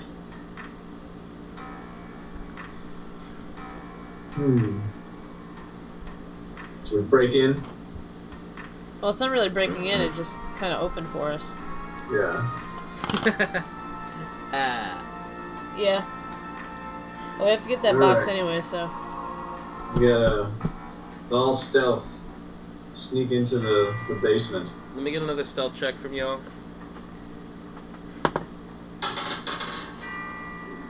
30. Alright. Alright, you guys nimbly dive down into the darkness, slowly descending from these cryptic-like stairs. And even just as you first get your head a few steps below, are you closing this behind you, or are you leaving the doors open? We'll leave that up to Palyus. We can't allow anybody else to come up behind us.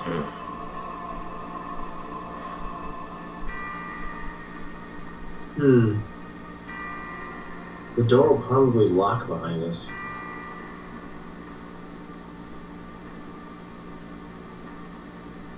Alright, we're committed to this, eh? Yep. Alright, we'll shut the door behind us. Okay.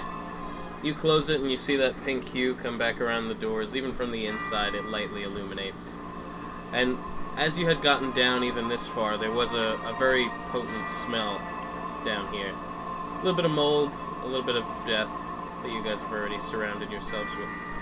And it is again pitch Is black. Barrett asthmatic? Is Barrett asthmatic? I don't know, that's a question. Let's roll. If it's a 2 or a 1. Nope, Barrett is not asthmatic. Score. Is he allergic to the cold? Same deal. Nope. Score. Allergic to squirrels? No. Nope. Cats? Bunnies? Spider venom? Nope. He's mad healthy. Dairy products? Nope. Dairy product. Alcohol? Peanuts. I'm not allergic to alcohol. Peanuts? Any sort of metal? Air. Alright, you're lucky.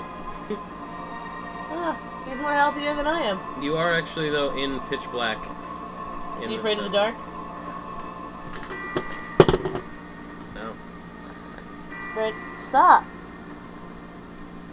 Motherfucker. Is that sunrod still working? Still got a little bit of juice. It's got a little bit of juice. So you had put it in your pack. So. I had a little bit of juice, you know what I mean? It's slightly dimmed, but it is still glowing. It's dim, but it's working. And when you pull it out, there's a faint green glow in the immediate vicinity around you. And when you walk over to one side of the room, you can see that laid out on these tables there are bodies that all appear to have a same slit right on their abdomen, by where you know a liver should be. Huh. Liver, huh? Is this dude eating people's livers? They're all dead though, right? They're all dead. Should we check vitals and make sure they're not gonna pop up like anything like the drow in the dungeon below? You can make a heal check if you want to just check it out. Check it out. What it's all about. Check it out. 17. Okay. You can see that they are what appears to be truly dead, the ones that you're looking at. And when you get even closer just to check them out, you can see that they have some on their wrist, some on their neck, some on their abdomen, some on their legs, that they have these pierced marks, these puncture marks, that appear to be like jagged teeth biting into it. And not like a 2-point vampire bite, like jagged in a full jaw. Ow! Looks like they were bitten by some sort of muzzled beast. And then my ears fold back. It's kind of like me. Aww. I'm gonna pat Palyus' head and stretch behind his ear. Okay. Aww. I feel better. Good, I'm glad. And you can each roll for perception. Brad has a soft spot for things with fur. 20. 28. Okay, both of you notice a soft set of footsteps that are approaching what appears to be the far side of this room. And then you hear the jostling of a handle, slowly twisting and creaking. The creaking of hinges as the doors... Put the light away. Hide behind one of the tables. I'm gonna put the light away and I'm gonna stealth behind one of the tables. Stealth, bro. Yeah. 30. And I got 21. Okay. You guys are each able to duck behind something quickly, just as you hear the door.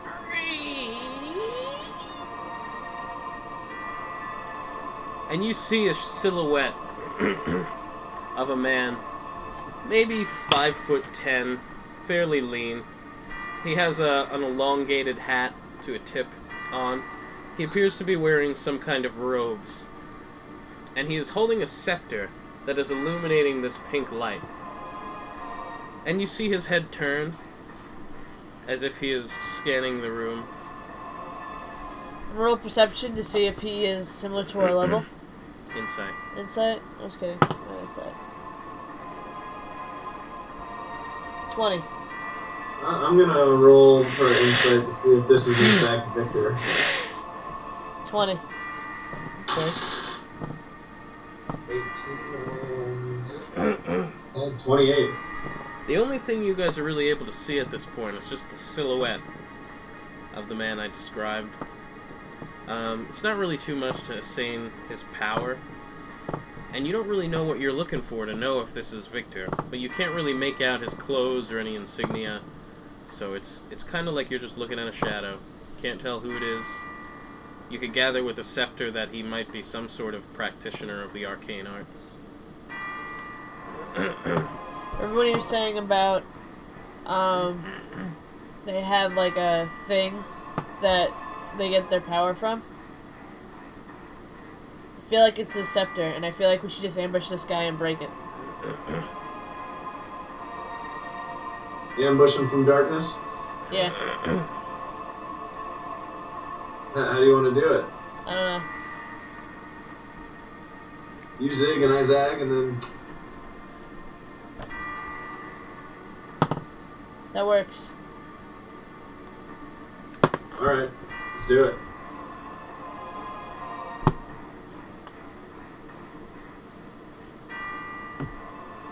I don't know And which I'm one not you going to guys- illuminate my axe. This is going to be done in total darkness. Oh yeah. Oh yeah. You want to give a blow, or you want me to? I'll take the first swing, and I aim for, like, this joint on his arm, where he's holding the scepter. Okay, you can make an attack roll.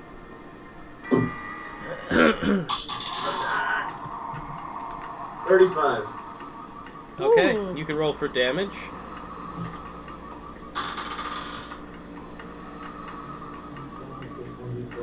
Uh, 30. Very nice. You smash right into his arm. His arm drops, but he still is holding the scepter. Ah! What? He illuminates the scepter brightly, and you are now standing next to him so he could see you. You could see him.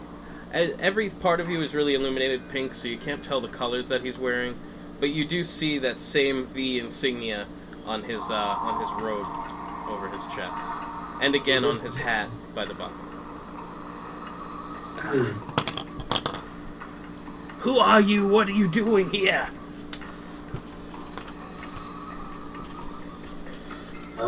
In my house. I keep quiet and just stare him down with my wolfy eyes. You're not. Huh. You would be a great specimen. Yes. Oh shit. Yes, you would be excellent. Were you once... And he sniffs the air. Ah, you are a halfling. Oh, delicious. That's fucked And when he up. smiles with this big, I know big what this smile, is. I know what this you can is. see all of his jagged teeth. I know what this is. Tell me what it is. I can't tell you, because I might be wrong. You might be. I'm curious what you think it is. Is it so? Is it?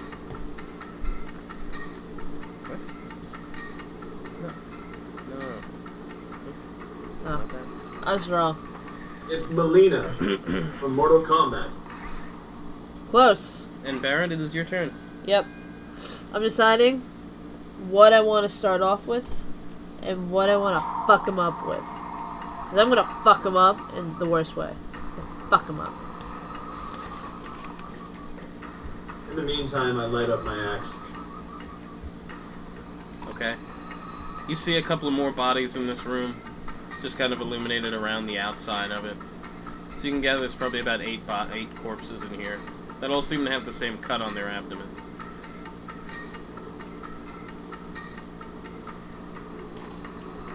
Should she be decapitating these things so he doesn't use them as undead? It won't matter. No? No, Alright. no, it won't matter.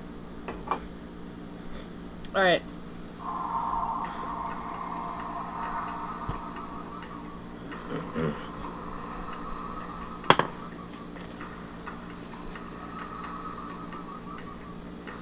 It's gonna be 19 to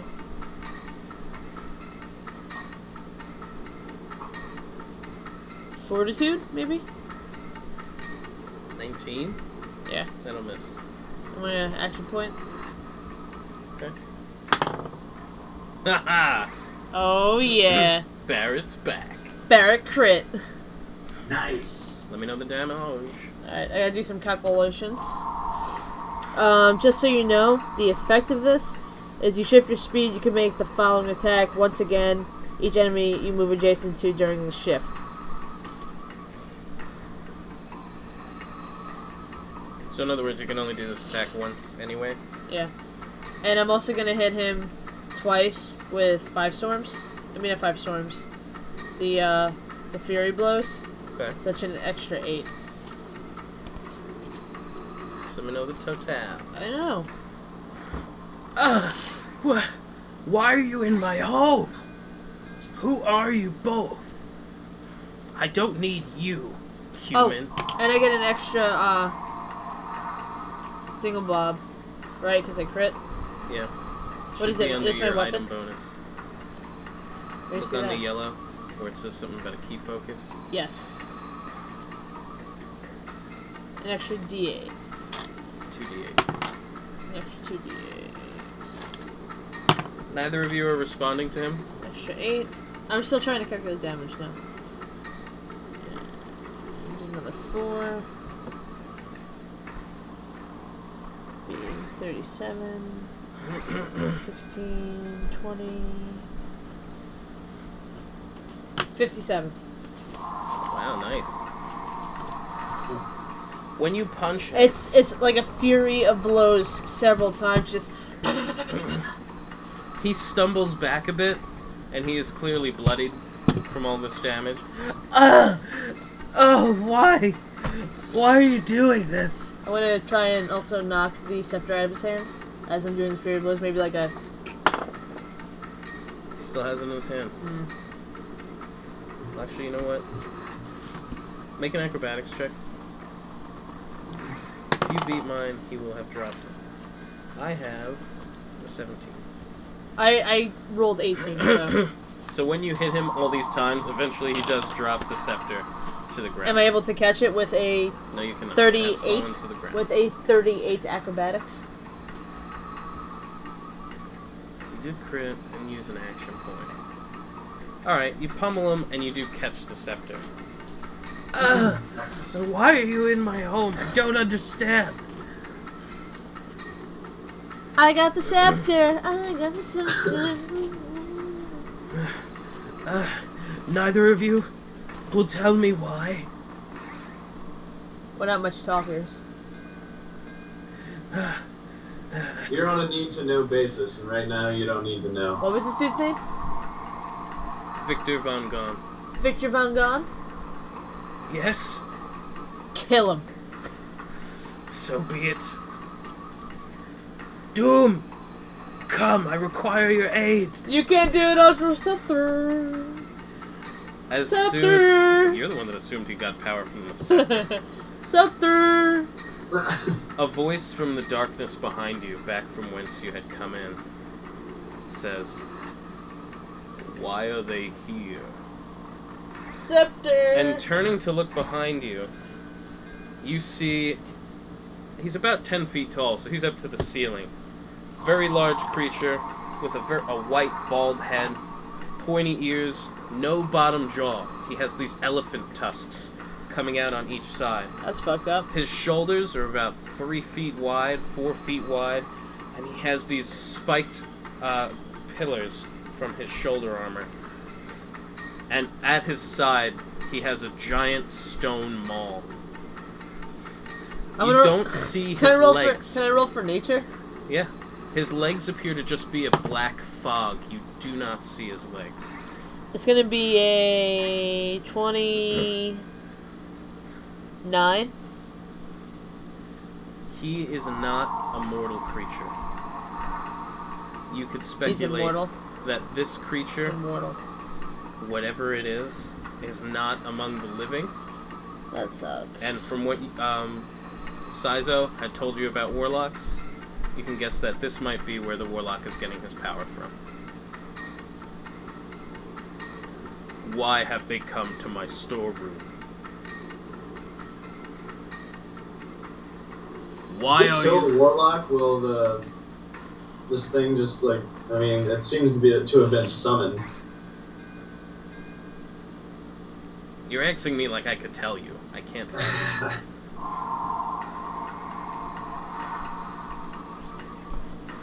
Why do you come to my place of solace? Here, and he touches one of the bodies right along the cut in the abdomen, where I find my precious. Why didn't you take him as your precious? He has quite a fancy liver. Him? No, Voltus. Victor? Victor. Victor continues to give me a surplus of what I like. And in exchange, I give him power. He holds up his hand, and in his hand is the scepter. And it is no longer in your hand. That's not fair.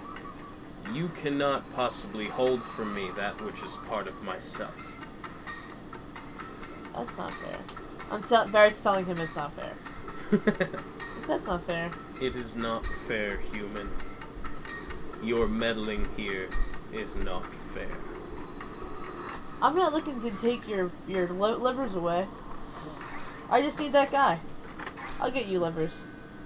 You have come as that undead, as that revenant, breaking into our home. I'm not breaking into your home. I was breaking into... We have never taken more than our share. I'll get you more. This guy's a bad guy. Him. What about him? I want him. What, you want his liver? Yes. He needs his liver. You can't have my liver. I need that to digest liquor. It's true. He drinks way too much. He needs that, or else he has to be on dialysis for the rest of his life, and who wants that, really?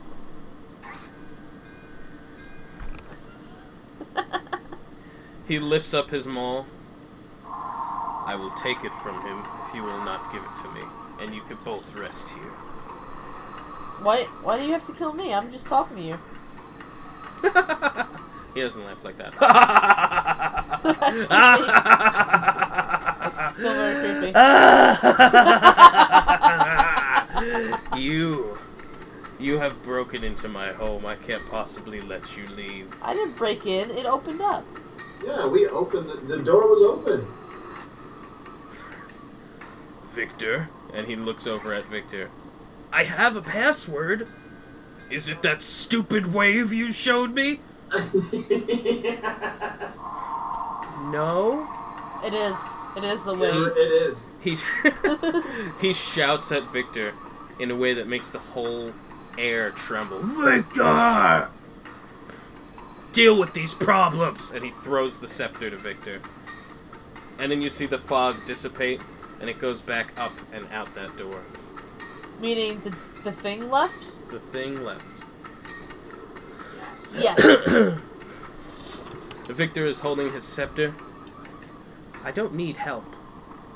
I mean, it would be nice if he just slain you. But I don't need help. He starts to rub around his Before orb. he even does anything, I bust out some master stroke action. Some what? I don't understand what that means. Well, the speaking was a free action. It is actually his turn. Nah. He summoned. No, his turn is up. He summoned the beast. He yelled for him. He didn't summon him. He did summon him. No, he didn't. That was his summons. Anyway. Rise, dark spirits, and claim that which has entered our home. And you hear the fake... Only because you got shitty security, bud. It was kind of shitty security. He waves over his orb, and you hear the rustling in the darkness. Wait, should we roll for initiative?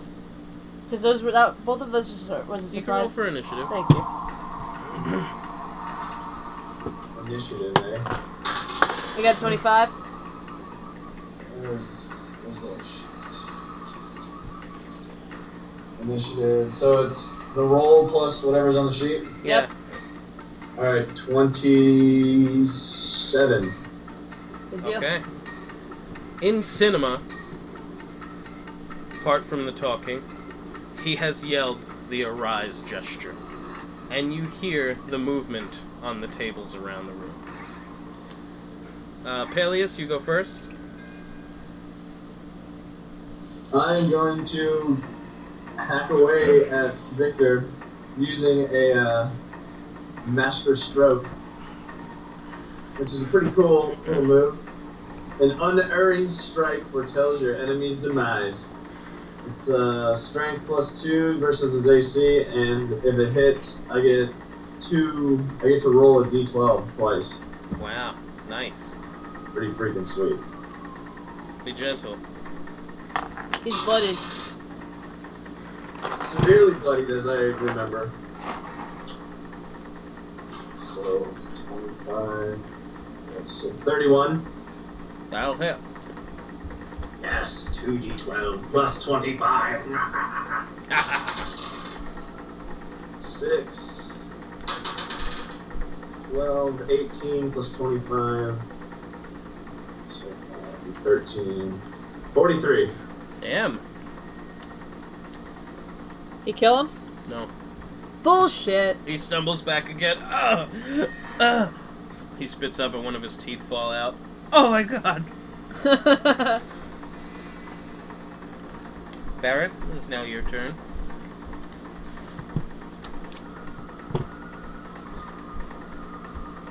Alrighty. We're gonna do some,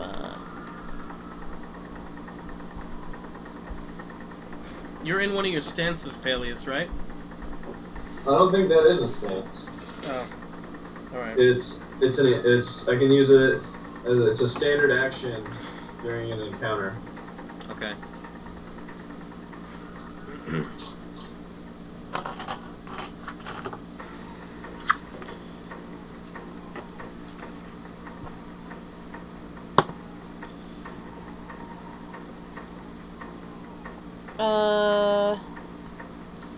it doesn't hit. Okay. It's 19 to 42. That will miss.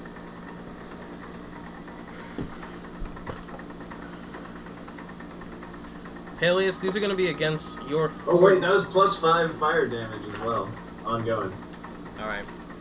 This is going to be against your fortitude. Very nice. I have a 27, a 30, and a 28. The other one I'm assuming I have 28. Damn. So I got 2 hits on you. Okay. These creatures that lunge up from the tables, 4 of them have jumped at you.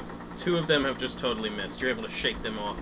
1 on each shoulder has one of your arms. And this is going to be against... Oh, sorry, I already rolled against you. 14...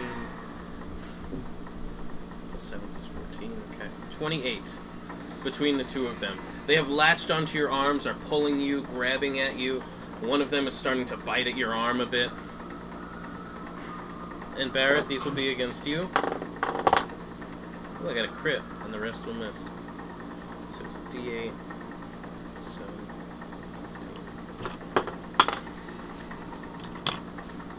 15. 22.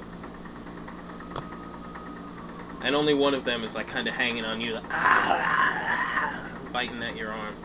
And Victor comes up and points his scepter towards Palyus.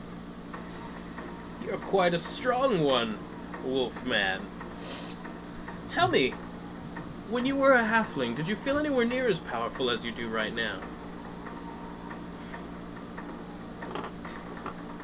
I still look at him coolly. You don't respond? No, I'm not going to tell him a damn thing. Alright. This is going to be against your will. For a 26.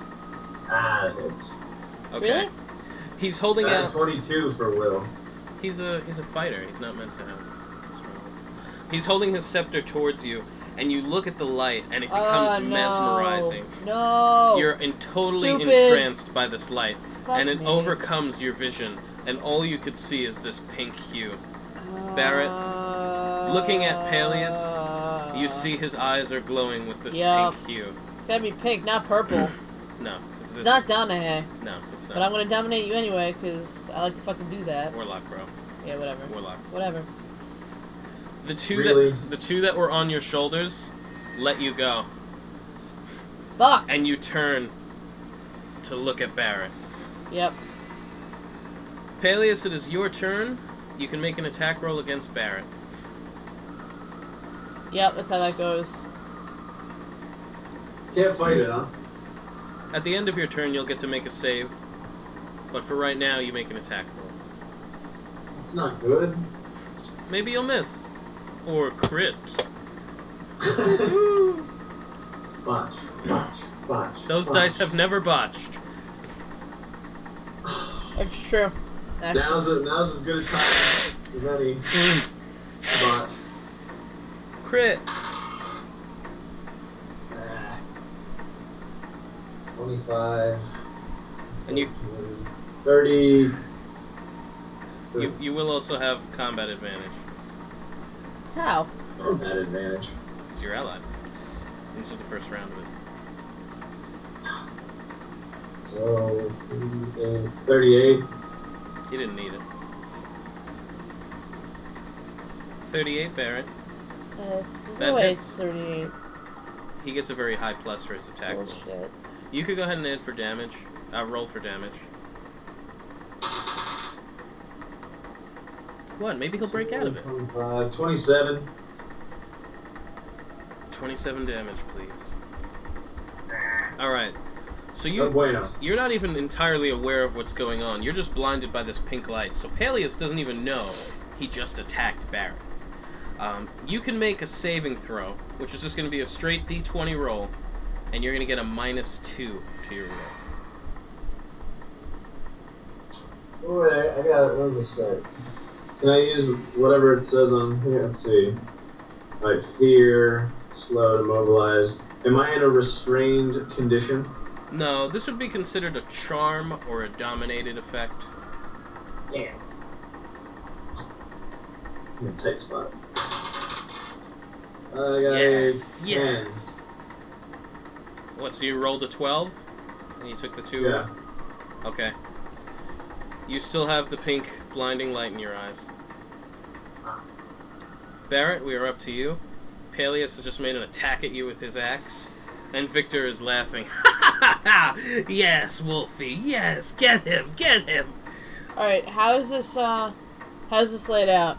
In terms of me versus everyone else. Alright, so this will be Victor. Palyus. You. Creatures.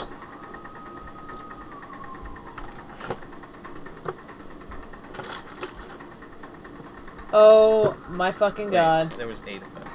1, 2, 3, 4, 5, 6, 7, 8. Oh my god.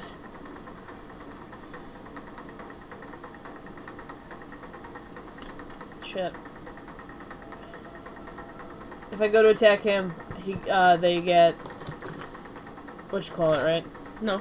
No? Okay. Alright. Attack of opportunity is if you move without shifting. Time to not crane for dance. attack. Oh, crane dance. Time to Look crane at dance. you. I'm gonna go after the main guy first. Okay. Alright. Come on. Go, gadget dice. 15, 16, One 17, 18, miss. 19, 20, 21, 22, 23. To what? Reflex. That'll hit. Got him! Got him, motherfuckers. Got him, motherfuckers. 7, 14, 14. Will it be enough? That's the question. 15, He's 15, severely 16, bloody, 17, 18, 19, and 20. his one arm has been 21. nearly hewn off. 21. Plus 4, so that's 25, because I hit him with a Fury of Blows. Okay. That enough? Then I'm gonna hit him with another Fury of Blows. No, it is not enough. I'm gonna hit him with another Fury of Blows for another 4. That is enough. Oh wait. Oh, actually, that's just enough. I thought it was 7, but he had 160, and you got him to 160. Barrett saving the day. As quickly as the battle hadn't occurred. Palyus, the pink light fades from your eyes, and you're still facing Barrett with your axe out. Hold on. When this guy dies, does everyone else die too? Like, the other ones just drop to the ground. Okay, because then I was just gonna green dance around the room. I guess I don't have to. As soon as you strike the final blow, I was ready. You do that final punch, and he falls to the ground, bleeding from his mouth. He drops to the ground, and the scepter falls. The orb on it shatters, and you see this magical essence draining out into the air, being swept outside. I'm gonna and all 8 of the corpses hit the ground. Roll for religion. 20. And what are you trying to roll for? Religion. I'm praying for him. Oh, you're praying? Yeah. It's a Muldoon? What's it? Melora. Melora. Okay. You're praying for him, the guy you just killed? Yeah. Okay. You don't feel anything yet. Alright, where's this desk? Down here there was no desk. No, you know what I'm looking for. So you're going up into the house? Yeah, that's where it is. You know it's not down Barrett, here. why am I facing you? Cause you fucking attacked me, you fuck! I did no such thing. Bullshit! You're on my shit list. I'm watching you. Just went so pink. We're not friends no more. Okay, I'm gonna rub his ear again. Alright. I was kidding. You're a good boy. While you guys are slightly bickering between each other, you sense a dark presence behind you again. Time to go. And when you turn to look, there is the big guy who you have heard Victor say his name, Doom. What up, Doom? You have bested Victor. Because we're better. I will allow you 5 minutes to do whatever it is you came for. And then I will end your lives. I appreciate it. 5 minutes is Alright, thank more you, than bye. enough. We will be out of here in short order.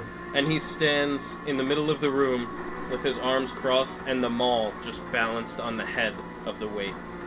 You wouldn't happen to know where Victor's desk is, would you? 2nd floor in the spire. Good, I'm gonna run as fast as humanly possible. Fast as possible. Strewn about this house, as you guys are running through, you find the stairs, no problem. You walk through like a storeroom. You see you're in a kitchen where you see bits of meat laid about, and you see a suit of armor in pieces on the floor. There are suits of this armor all over the place that have fallen to pieces in the house. Even as you run past a window... Good call. Oh, yeah.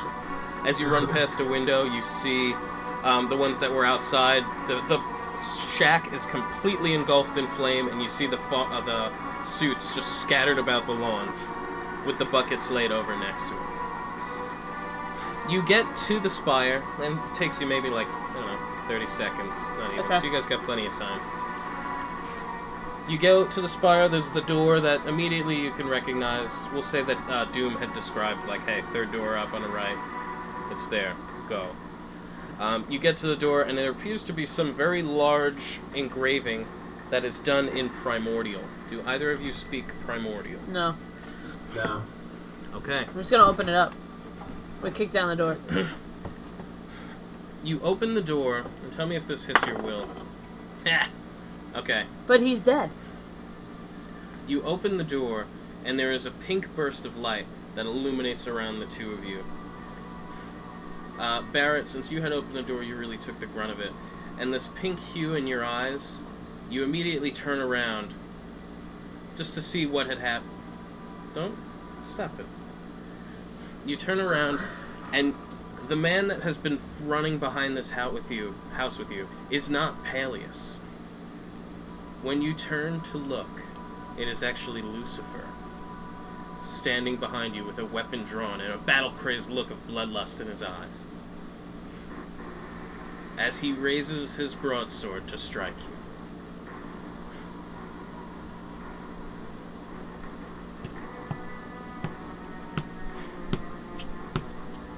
Will you react in some way? No. Why are you upset?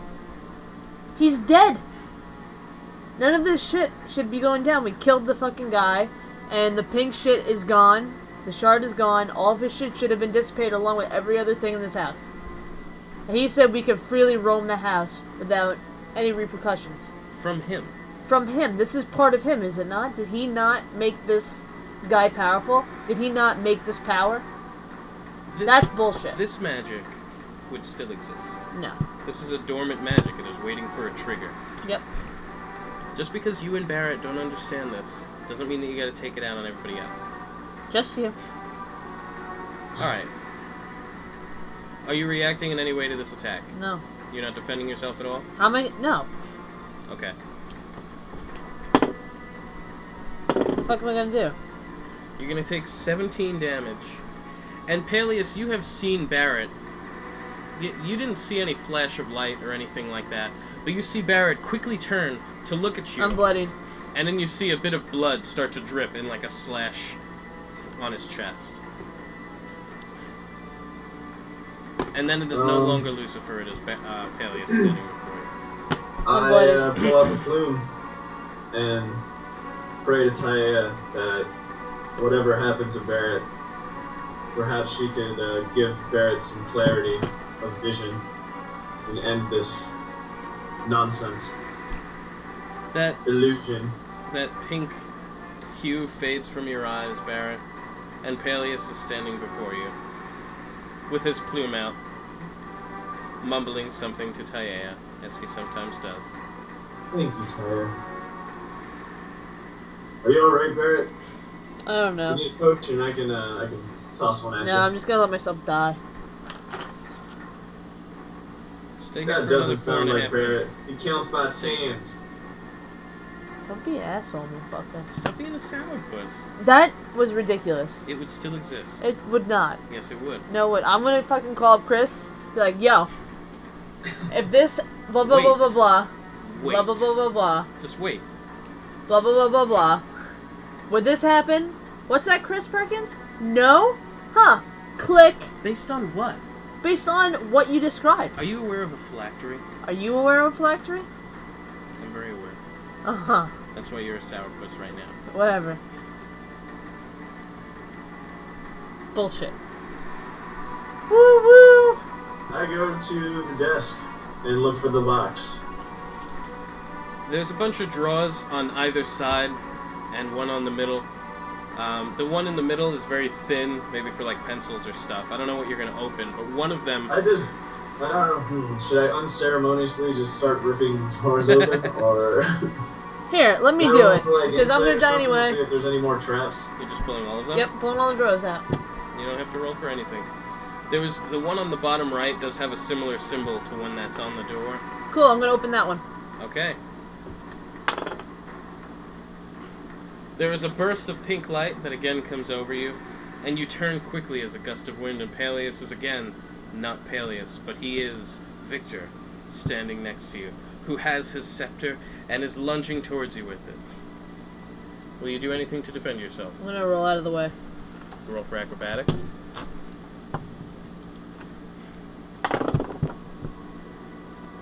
You could take 16 damage.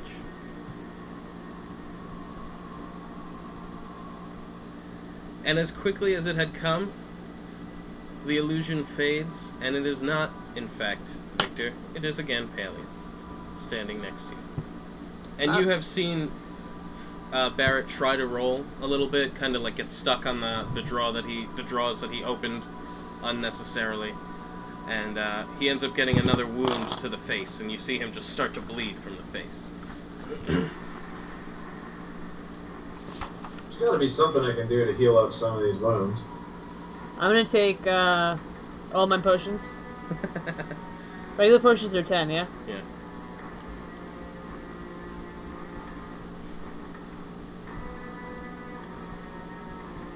All the other drawers that you had opened didn't appear to have anything worthwhile in them. Some have stacks of paper, some have some scrolls just kind of jumbled up in there.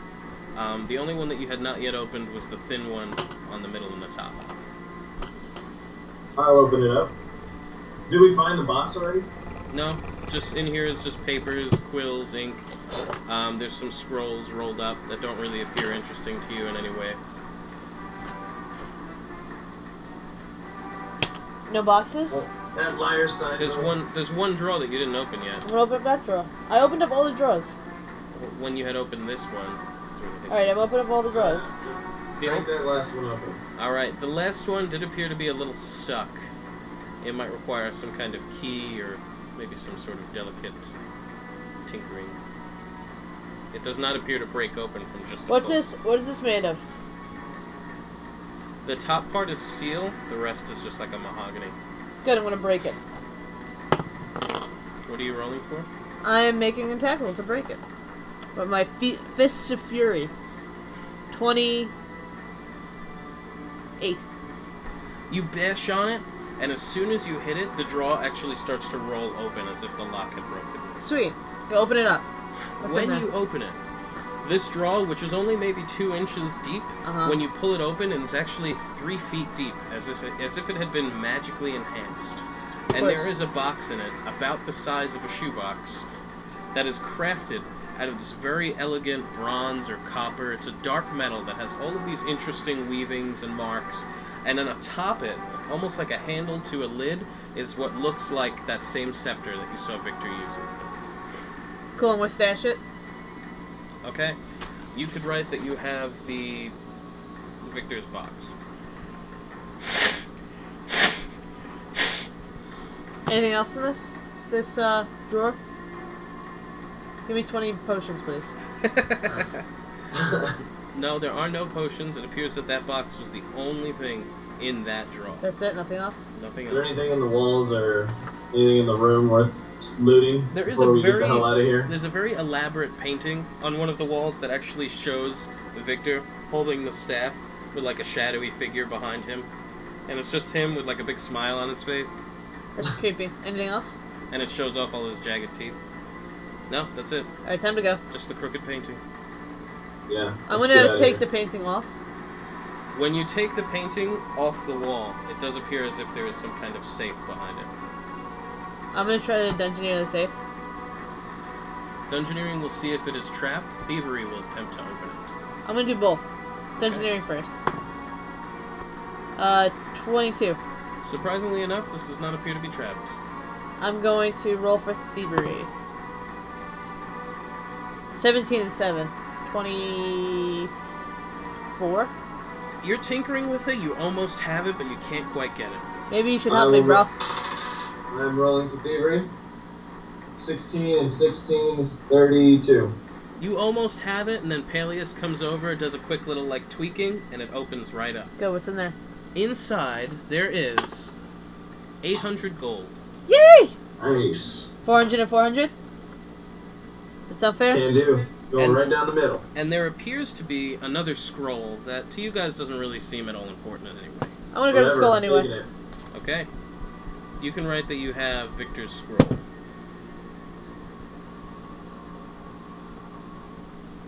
Anything else? That's it. Cool. Time to go. Yeah, let's get out of here before Doom gets angry. As you guys are running back out of the house, you see the suits of armor starting to shake a little bit on the ground. Oh shit, time to go, time to go. We really need to go, yeah. Book Don't it. forget Cukaroo. He's outside. Are we Okay. outside yet? You guys make it outside just as you see the suits of armor by, like, the buckets and the shack starting to put themselves back into pieces. So they're maybe, like, waist-high. One of them is just a torso. One of them is a torso with an arm. Cukaroo! Cukaroo! And he Come, jumps let's from go. the tree onto your shoulder. I'm running. Running back to the well. Okay. Back to the well. All-out sprint, no stealth? No stealth. No, Just we're going. getting the fuck out of here. Okay. As you guys are getting out to the well, just before you jump down or climb down, I don't know how quick you're really going, looking back, you see just the shadowy figure kind of towering in the spire, looking out, just with his arms crossed, not really doing anything. And you see the basement gate open, thrown open with this hint of purple magic, pink magic, and stepping out, you see a blood-covered Victor. Breathing heavy, looking pissed. Oh shit. And you see him, like, wave his scepter and start pointing towards the well. Go! There's a broken Go! scepter. Go! It is intact. Go! Bullshit. And the suits of armor still have not yet assembled, so some of them are trying to crawl towards you and like losing All-out a sprint. gauntlet. All-out sprint Yeah. as fast as humanly possible. You guys are already there. This is just what you see as you're dropping. Are you dropping down, like climbing, or are you jumping down? No, I grab the rails and cinch it with my feet and do like one of those That's Spider-Man exactly what I was slide gonna pull do. things. You can roll acrobatics. Yeah. Really is very nice. 26. 29. Sorry. You both slide 29. down like champions the entire 100-foot drop. And you get to the bottom where you're back at that blood stain with clothing. And you run back through this long hallway of remains and clothing again. And you get to that bottom part of the spider pit where you have a 30-foot climb in some way to get up to your rope. I'm gonna climb up the wall. I bust out my climbing gear and follow suit. Jerk. Okay. Athletics? Your climbing gear is going to add +2 to your athletics to climb. Athletics? Just temporarily. Yes, athletics to climb. 20. Okay. You're climbing up fairly slowly. You're definitely not going as quick as you normally would. 31. Palyus is well ahead of you. He's like an all-out champ. He's practically up to the rope. You could roll again. It's going to be 17 to 6. I don't know. Whatever. Okay. You get up. You're up to Palyus, and you from down there you can actually roll perception again.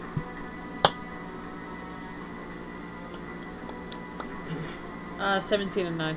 You hear echoing about from down, maybe by the bottle of the well. You hear like a crashing of armor. Oh shit. But it sounds as if when it's hitting the ground, you hear like pieces falling away. So you hear like a and pieces rolling. Keep climbing, and we'll keep quiet. Okay, you guys get up to the rope. You could each make an athletics just to see if you can climb the rest of the way out.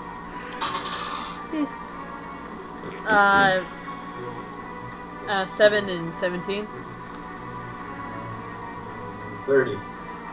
Okay, you guys are able to climb all the way back up top. You are up to the giant spider's web. And as you guys finally ascend and you're up on your feet, standing next to the opening, right by that giant spider, is Doom. Oh, the fuck? And he is again just standing there. Most impressive that you were able to kill the prince. And take Victor. Shit. He is not a weak light, you know.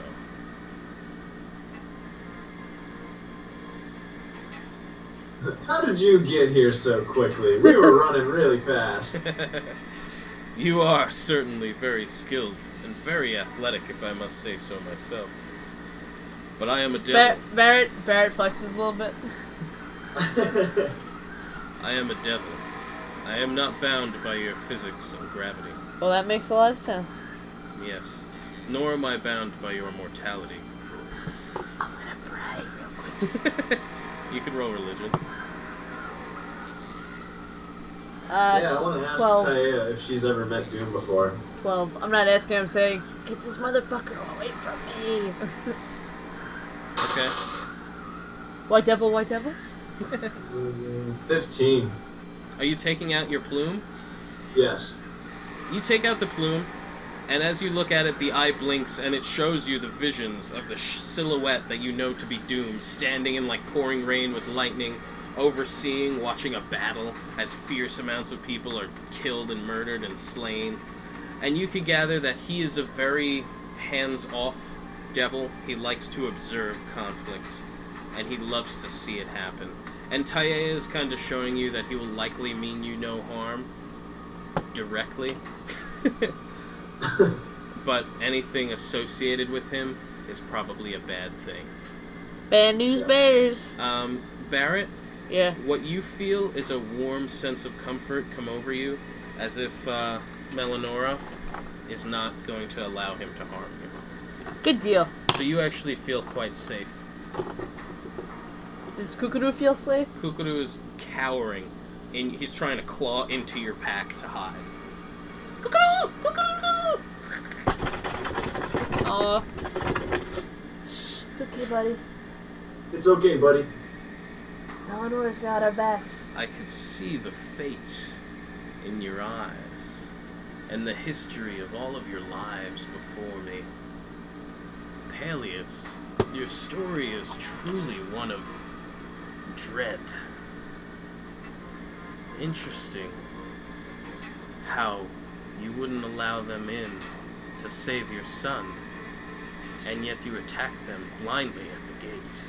Your passion drives this dread that surrounds you. I love it. It's inspiring. Barrett, monkhood was not for you, was it? I see a looming shade in your eyes, in your soul. Truly enticing. I feel as wherever the two of you go, surely death is sure to follow. That's not far off.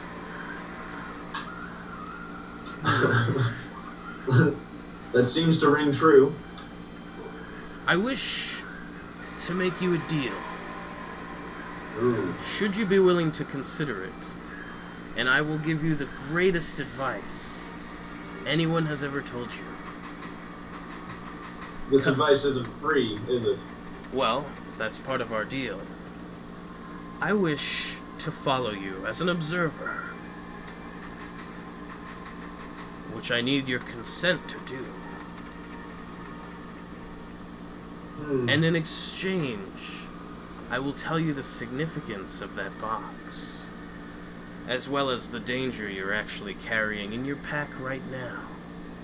So we shouldn't be giving it to this thief who wants to save our friends? Do we have a deal? He's looking at both of us, not just me.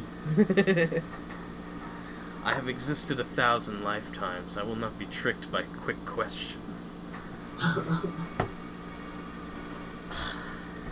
I'm gonna give a little prayer to Just so you can see what he looks like. By Eleonora. That's what he looks That's scary. like. Can you show? That's fucking scary, bro. Holy shit. And he is just standing before you, with his arms crossed. I'm making a religion check, Mike. Okay. I'm praying against Eleonora. Yeah, I will. You can use the same check. Likewise. Well, I You got don't have to 19. reroll. Okay, and what are you doing? I'm praying to Eleonora. Like, is this a good idea? I need to know what's in this box. Melanora. Oh, you also prayed to Tayaia? Yes. Are you taking out your plume again? For sure. That's how I communicate with Tayaia. And I got a 29. So close to a crit. When you look at the plume, which again blinks, all you see again is doom, and it's a very close look of his face, where you see the glow of the black in his eyes sinking as a black hole, or like the deepest depth of the ocean. And you hear a voice come from the plume, as you hear a voice come into your head. I am also that of a god. I am also that which you can pray to. And you don't see his mouth moving, but it is Doom's voice. Do not look to gods for your answer. Look to me. So does Eleonora answer? Melanor does not answer. That is what you get instead of a response. I don't know, what do you think? And Tayaia doesn't guide me one way or the other. Tayaia also does not have any say. It appears to just be Doom. What do you think? I want to say yes, just purely out of story and how I want to see how it goes. Yeah, I want to see I want to know what's in the box. I do too. Having Doom follow us around all the time. We were told, or at least I was told, and I will tell you now that he's a very hands-off kind of guy. He just likes to watch. Well, he's a voyeur of sorts. So then, what is it really going to harm us in any way? You won't even know I'm here. So you're not going to harm us in any way. You're really just observing. I will not harm you in any way. You're just observing. From now until our eventual death, because we're mortal and you are immortal. Or until I grow bored of you and I release you of our contract. Let's find out what's in the box. Good to go. Let's do that. He puts out this giant gauntlet of a dark abyssal hand. That's a fucking freaky hand, bro. Oh, that scares me. You feel this incredibly powerful grip, almost crushing your hand, but he's not even squeezing. And Barrett, he then comes to you.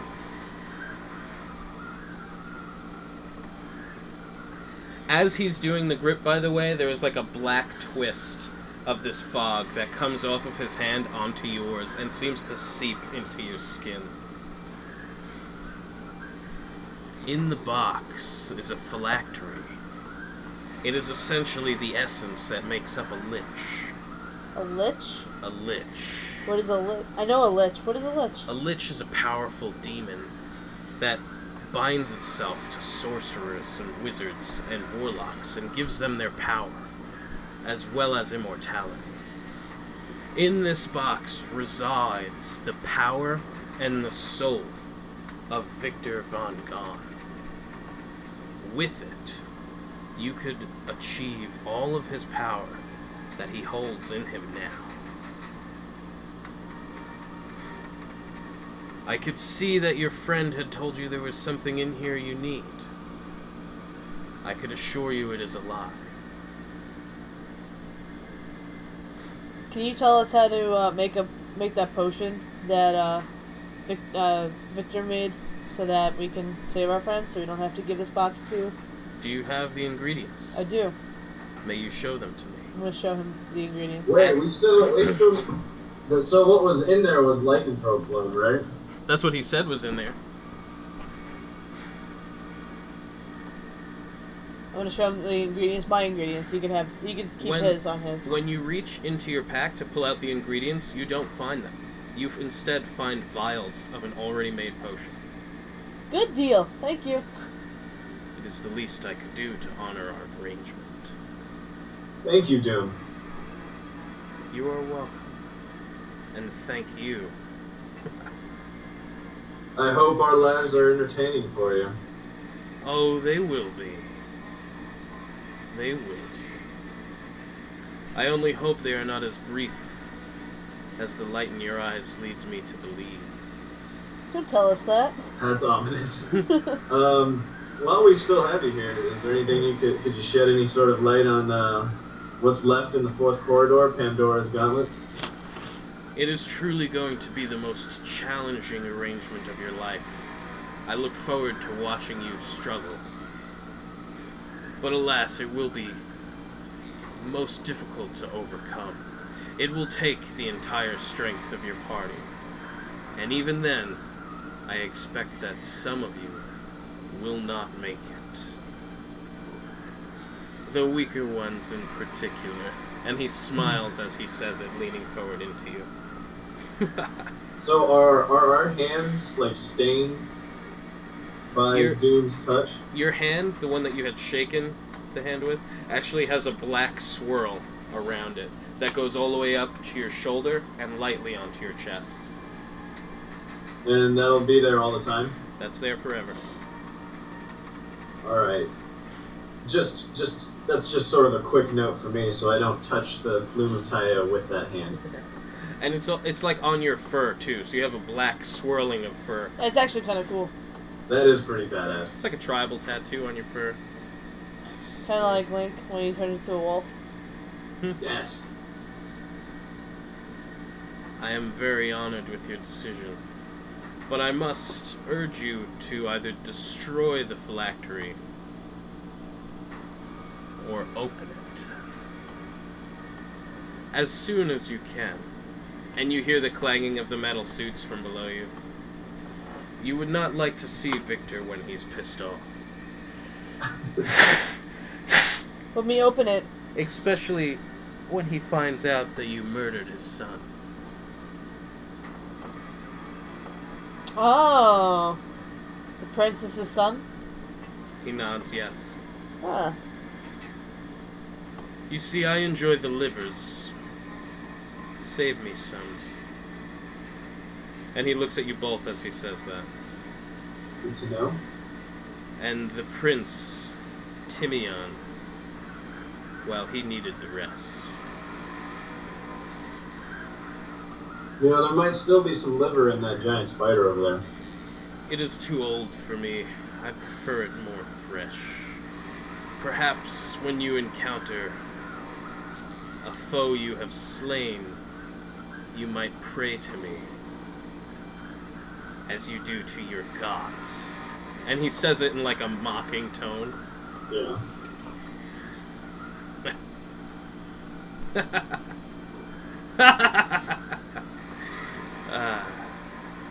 Mortals. You always try to define yourselves by things greater than you. Good luck. I'll look forward to watching the show. I'm sure there'll be some liver in there for you. I'm counting on it, Palyus. By the way, does Achilles know the beast you've become? No, I think my wife is unaware as well. Another show I'll enjoy watching, he says as he phases down through the web and sinks away. Oh, that was creepy. That was creepy. So what do you think What should we do with this box? I was gonna ask the same exact thing. I'm feeling like we should destroy it. I too think we should destroy it. Because we cannot have any loose ends. No, and then that power would just it would not work out. Yeah. Nothing like that works out. I mean, even if Rich was here, I'm sure it would affect him horribly. If Regdar was here, I'm sure he would want to keep it and absorb it. Yeah. Well, yeah, but well, he's not noble like the rest of us. You could bring it to him. Save it No, for next absolutely session. not. I think that we should destroy it. What do you think? Let's destroy it. How do we go about destroying this? Maybe next to me, I don't know. What about your fiery axe that you obtained? I'm gonna hold it out. Let's go like this. You're holding it in your hand? You're gonna hold it in your hand? How about you place it on a nice pedestal? Okay. You guys can climb up. I'll try and hit it with my axe like Gimli does the One Ring. We're gonna go on the on that rock formation. Okay. You climb up to the rocks. You don't have to make a check. I'll assume you make it. And you're putting the box down? Yeah. So you want me to bring the hammer down? Do it. I howl like a wolf as I bring the axe down to destroy the box. You can make an attack and its roll. contents. You can make an attack roll. Okay.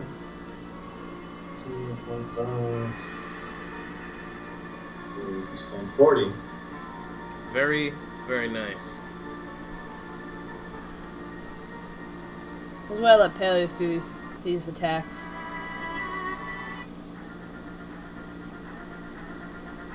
Oh, I don't like You smash down into this box, and in like a slow motion, as you're bringing the axe down, Barrett, Palyus, now Palyus you don't really see it. Barrett, you're watching him kind of cleave into it, and while he's on the upswing, you see the box starting to shake, as if it is terrified, as if it is scared of what is about to happen to it.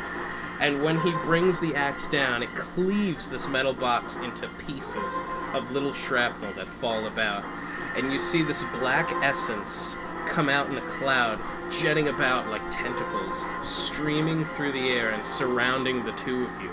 And it's circling around, and you hear this screaming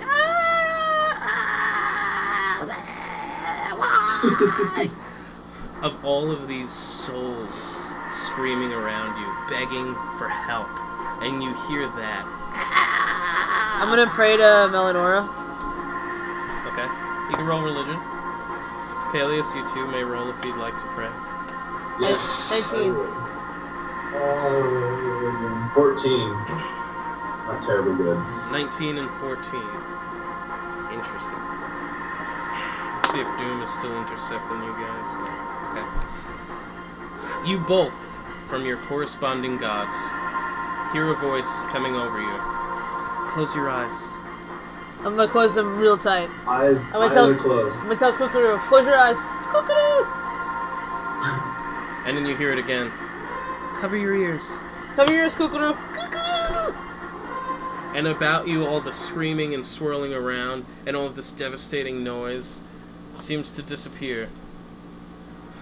And when you finally do look up and open your eyes, there's just the black dust on the ground around you, with just an ordinary appearing metal box broken in front of you. And you hear the rumbling as metal pieces from the hole below you fall to the ground. You okay, Cukaroo? Cukaroo? And he climbs out. Good to see you, buddy. Cukaroo. Thanks for your help back there. Daka-daka. I told you we'd protect you. He jumps down and starts looking at the box, and then he kicks it. And then he takes a shit on the ashes.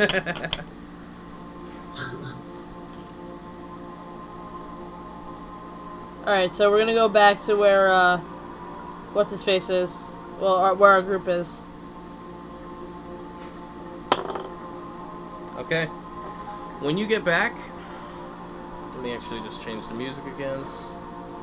So this box is completely destroyed. Destroyed. Good. We'll say there's maybe one piece. I mean, if you wanted to take a piece with you, maybe like the lid is still, the handle is intact. Yeah. I'll grab the handle. Okay. When you get back, you see Saizo sitting in the middle of the room, and he's just spinning one of his blades, just hanging out. And he sees you coming, he sheathes his blade. Oh, guys, welcome back. For a second, I thought you weren't going to make it. I'm sure you had all hope in our favor. I never gave up hope. I just, you know, I knew how dangerous it was going there. Did you run into any resistance along the way? Yep, a whole lot of it. I'm gonna start checking on the group. I'm gonna actually ignore whatever his face is. He doesn't have a name.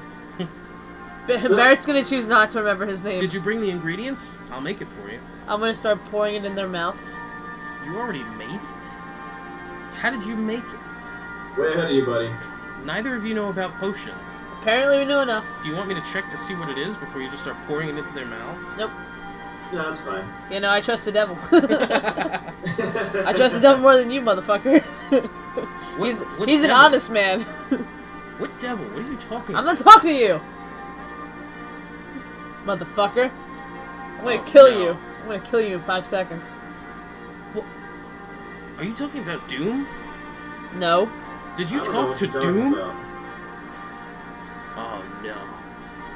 No. You guys, you're fucked. You are fucked, my friends. You're fucked on your own. Take it easy. I'm out. Later. I'm gonna fucking kill him in the worst way. And you see him. Thanks for looking after our friends. You're very Even though welcome. you really probably didn't run into any resistance, did you? There was a couple of drow that came by. They were no match for me, Master Thief. So why do you got blood on your lip? He doesn't have blood on his lip. He has blood on his lip. Take it easy. You too, guys. I really hope you didn't talk to Doom. Why? He's a devil. So? Well, at least just tell me you didn't, make a deal with him. No. He notices... The devil makes deals? That doesn't make no sense. He notices I didn't see no both of crossroad. your arms. You did! You did make a deal! That's the mark! No, it's not. That's the mark! We got matching tribal tattoos, bro. That's not a tattoo. We stopped by the local tattoo artist on the way out. Look, this isn't my first rodeo, alright? I know what that is. Rodeo. What did you do? You sold your soul for an antidote that I told you I would make you? Don't worry about it. You're screwed. You're screwed. Mm-hmm. Good luck, guys. He puts on his helmet, and he starts walking towards Pandora's Gauntlet. I'm sure we'll see you again, Saizo. I hope we don't. I hope we don't intersect. I don't want anything to do with you two. I don't want to be involved with whatever sick shit you both got yourself into. Good luck. Wait, didn't you want to know what was in the box? and I toss him the handle. He takes the handle. You destroyed it? There wasn't anything worthwhile in it anyways. Are you kidding me? He draws a sword and starts to run towards you. Are you kidding me? Do you have any idea what was in this? Do you have any idea what was in that? It was a phylactery. In this is the power to bring back the dead. And you destroyed it. All gone.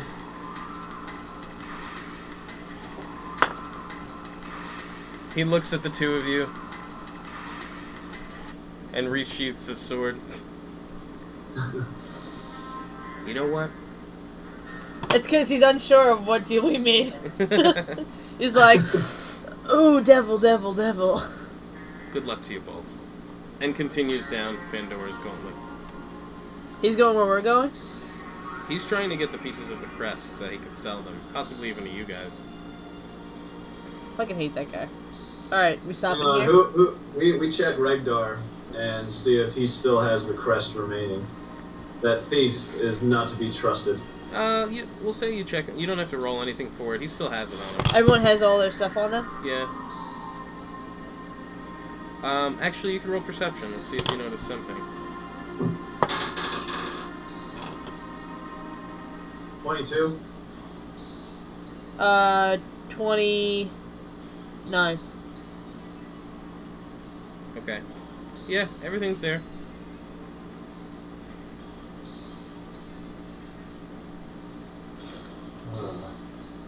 You're administering the potions to each one of them, and you immediately see the colors start to come back to their face.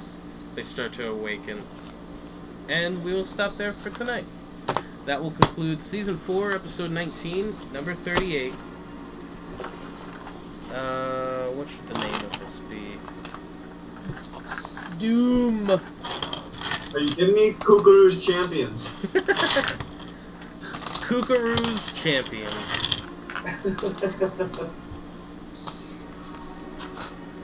Very nicely done, guys.